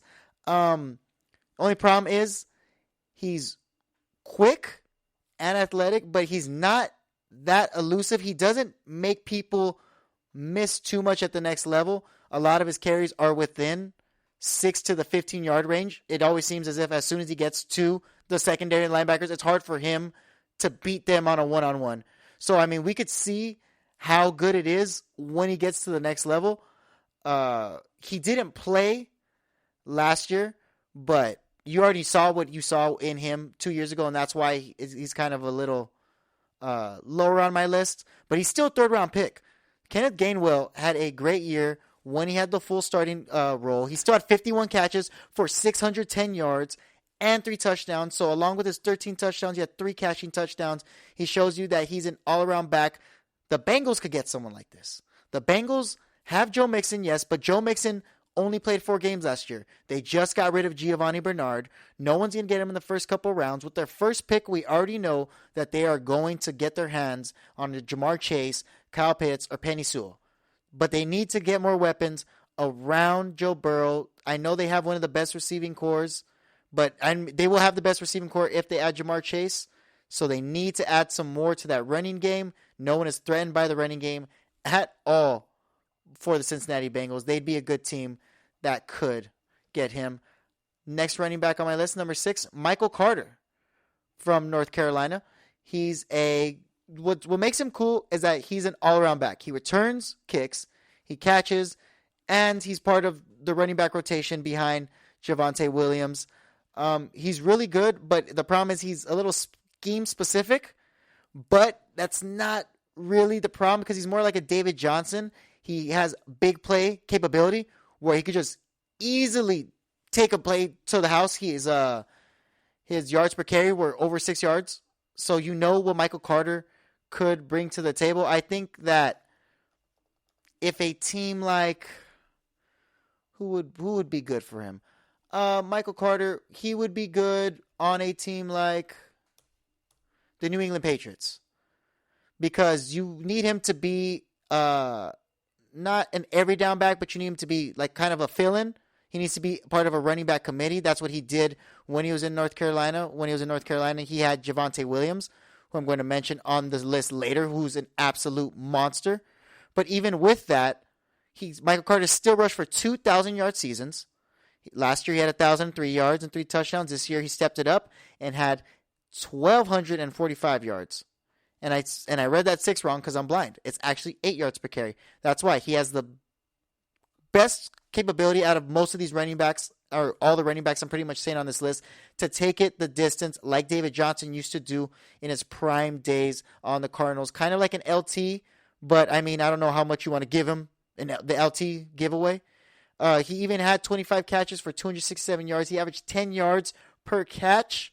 Like I said, big play abilities are written all over Michael Carter. That's why he's number 6 on my list. We're going to go to number 5. Number 5 is Trey Sermon, running back from the Ohio State Buckeyes. He didn't have as long of a season as the other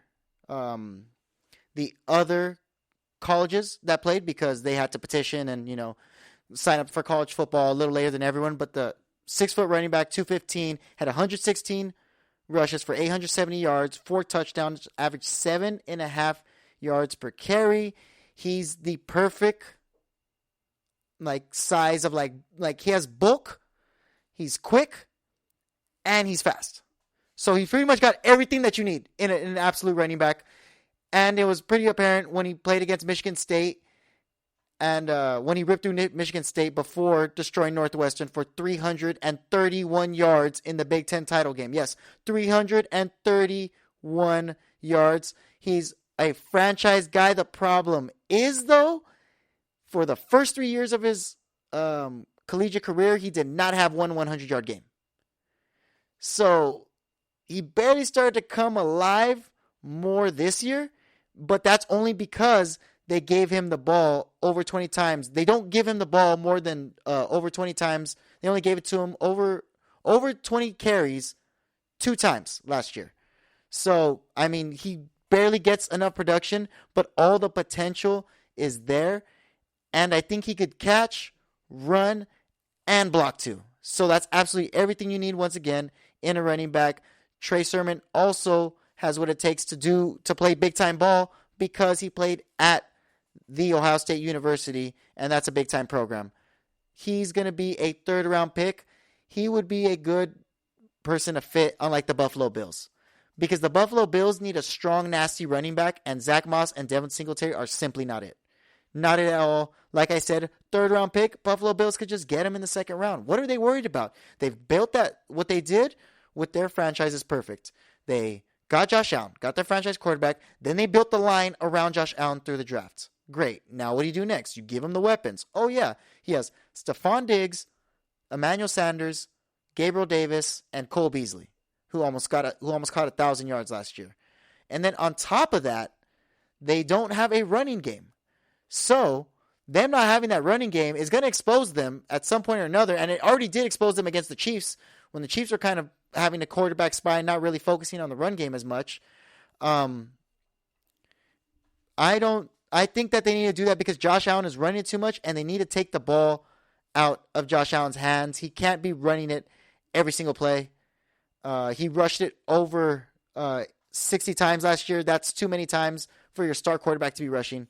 He shouldn't be rushing that many times. We're going to go on to the next running back. Number 4 on my list. Ramondre Stevenson. He is a power back. He had 101 rushes for 665 yards and 6 yards per carry, 7 touchdowns, 211 receiving yards, 18 catches. This guy could do it all. When he went against Florida, a top SEC school, yes, the number 1 school in the SEC East, demolished them. 18 carries, 186 rushing yards, 1 touchdown.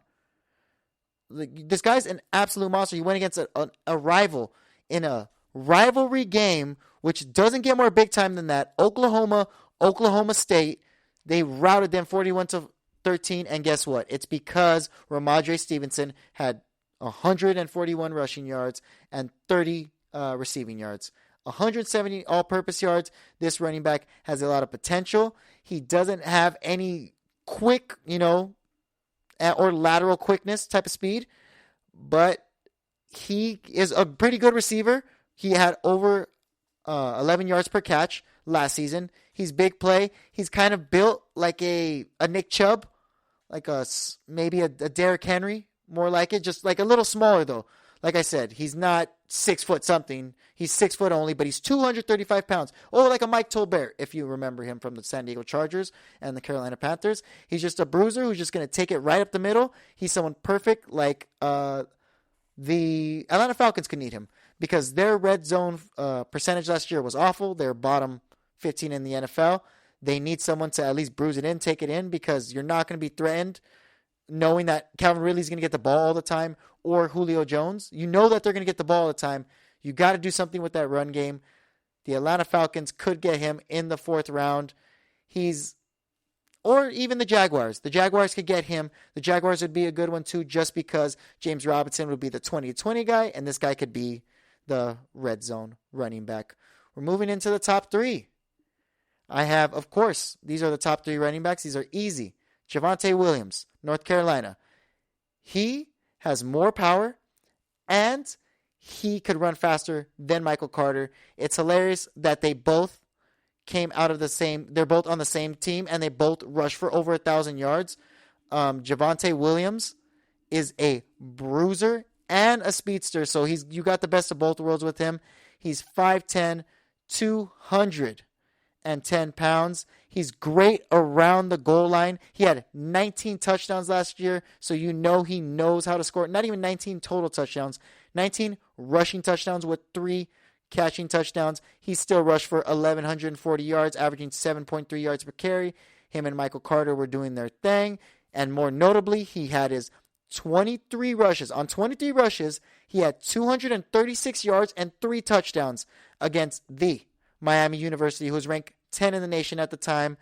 Only problem is, when he did go against Notre Dame, the number 2 ranked team in the nation at the time, he only had 11 rushes for 28 yards. Actually, Michael Carter had a better day than him. Javonte Williams, though, no doubt in the NFL level, he is going to be good. He's going to be someone who you could rely on as a 3-down back, and he's not someone that you can just kind of fill in like the other running backs I said, such as Ramondre Stevenson or even Trey Sermon all these other guys. These guys aren't all 3-down backs. These are true 3-down backs. These guys are going to be good. He's going to be a second-round pick, Javonte Williams, and he's definitely going to be a running back that's going to be good in fantasy next year, especially if he's on the right team. And now we are going to go on to my top 2. Thank you again for listening to the GSMC Fantasy Football Podcast, where we make regular people into champions. Nothing is better than being a champion. If you ain't first, you're last. Second place is first place loser, and don't forget it. So, we're going to go into my top 2 right now before we close out the show. Number 2 is Travis Etienne. Pretty obvious. Travis Etienne always has an amazing year. He is the ACC's all-time leading rusher, 4,952 yards with 70 total touchdowns. I don't know how you could really beat that in type of that career. He's been doing it since 2017 when he's with Clemson. He's been with Deshaun Watson. He's been with Trevor Lawrence. This guy is an absolute stud. His best year was his sophomore year, where he rushed for 1,658 yards and 24 touchdowns. But I mean, still, the production doesn't drop that much. The year after that, he had 19 touchdowns, and the year after, he had 14 touchdowns. He has a 4.4 speed, so he has the speed. He's able to take a workload if you're able to give him over 200 rushes. Over 150 rushes 3 years in a row. Over 200 rushes 2 years. This guy has what it takes to be special on the next level. He is going to definitely be a second or early first-round pick. Oh, I wish the Chiefs would have just waited on Clyde Edwards-Helaire and got him. I don't see why they don't, why they wouldn't still, but they should get a lineman. They don't need someone like him. The Giants would probably be good with Travis Etienne. He could learn behind Saquon Barkley, because Saquon, is fragile, and he's definitely going to be someone who's not going to be there maybe the whole year due to injuries or limited minutes. Travis Etienne is a physical runner. He's only 5'10", 205, but he loves to attack defenders while he's running. So you could help him out with that Saquon physical style. Saquon isn't going to be there the whole year. I'm telling you. I wouldn't draft Saquon next year. I'm very, very, very hesitant on him. He would be good on a team that needs a running back, and he could learn kind of behind. You could even pick him up on the Lions, but that'd be overkill if you just got Jamal Williams. The Bears, he'd be good on the Bears too with that heavy run scheme. He'd be good also on the Seattle Seahawks. They could actually have him instead of Chris Carson, because Chris Carson knows how to get hurt at least once every year. It seems like his MO now. The last 2 years he's gotten hurt and been out at least 4 games. So let's move on to my next running back. The easiest pick, it's like how I said that Alvin Kamara is by far the number 1 pick in fantasy football next year. Yes, Najee Harris is by far the number 1 running back going into next year. This man, I without saying his stats, he's 6'1", 232. So talking about Derrick Henry, this guy's pretty much the same thing. He's only a couple pounds less. And actually on ESPN, they have him 6'2". So, hey, who knows how tall he really is. He's the man of interchanging heights. So, last year, he had 251 rushes for 1,466 yards, 5.8 yards per carry, 26 rushing touchdowns. He went off on Ohio State in the national championship for 79 yards and 2 touchdowns with 79 yards also receiving and a touchdown. This guy's amazing. And then Notre Dame, he just absolutely killed them. 125 rushing yards and 30 receiving yards. This guy had great days, especially against Florida as well. I'm saying again, a bunch of big schools, 31 rushes. That's a Derrick Henry role if I've ever heard of one in my life. 178 yards, 2 touchdowns, building him the same exact way they built Derrick Henry. Oh, do you want speed? Yes, he runs a 4.45. This guy is crazy. He's by far the best running back on the draft board. If he needs to go to any team, he will make them better automatically. I was about to say the Eagles should get him, but no. I don't want the Eagles to tamper him. The Bengals should get him. the Falcons should get him. Oh, the Falcons have Mike Davis, and that's their backup. He's a backup running back. Mike Davis would be a perfect person for Najee Harris to learn kind of the bruiser role behind him. And then as soon as Najee Harris hits halfway through the year, you know he's going to take over completely. Najee Harris is someone I would actually think about drafting in like the 5th, 6th round if he's on the right team. Oh, if he's on the Steelers, forget about it. They're going to milk him and make him the number 1 running back. So he's one of the best running backs in the draft. He's definitely going to be a top 22 pick. Oh man, I don't know who's going to get him, but just pay attention. If they have a good running line, if they have a good coach with a good running scheme in it, like the Seahawks, like the Steelers, their offense is more built on giving the running back all the chances they can, though. More like they'll just give him, catches. Najee Harris has shown that he could catch the ball. He had 79 receiving yards in the championship game, and then in the semifinal against Florida, he had 67. So, all I'm saying is that Najee Harris could do it on both ends. He's 232, so he's big enough. He's 6'1", so he's big enough. He's 4'4", so he's fast enough. He's pro ready now. That was my top 10 college running backs going into the NFL draft. We're going to talk a bunch of draft stuff throughout this month. The draft is at the end of this month.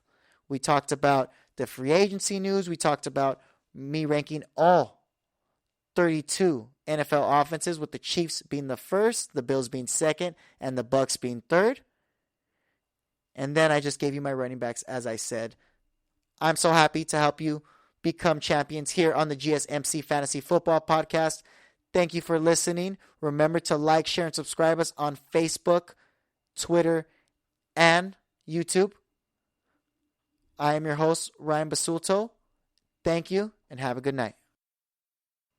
You've been listening to the Golden State Media Concepts Fantasy Football Podcast, part of the Golden State Media Concepts Podcast Network. You can find this show and others like it at www.gsmcpodcast.com. Download our podcast on iTunes, Stitcher, SoundCloud, and Google Play. Just type in GSMC to find all the shows from the Golden State Media Concepts Podcast Network. From movies to music, from sports to entertainment, and even weird news. You can also follow us on Twitter and on Facebook. Thank you, and we hope you have enjoyed today's program.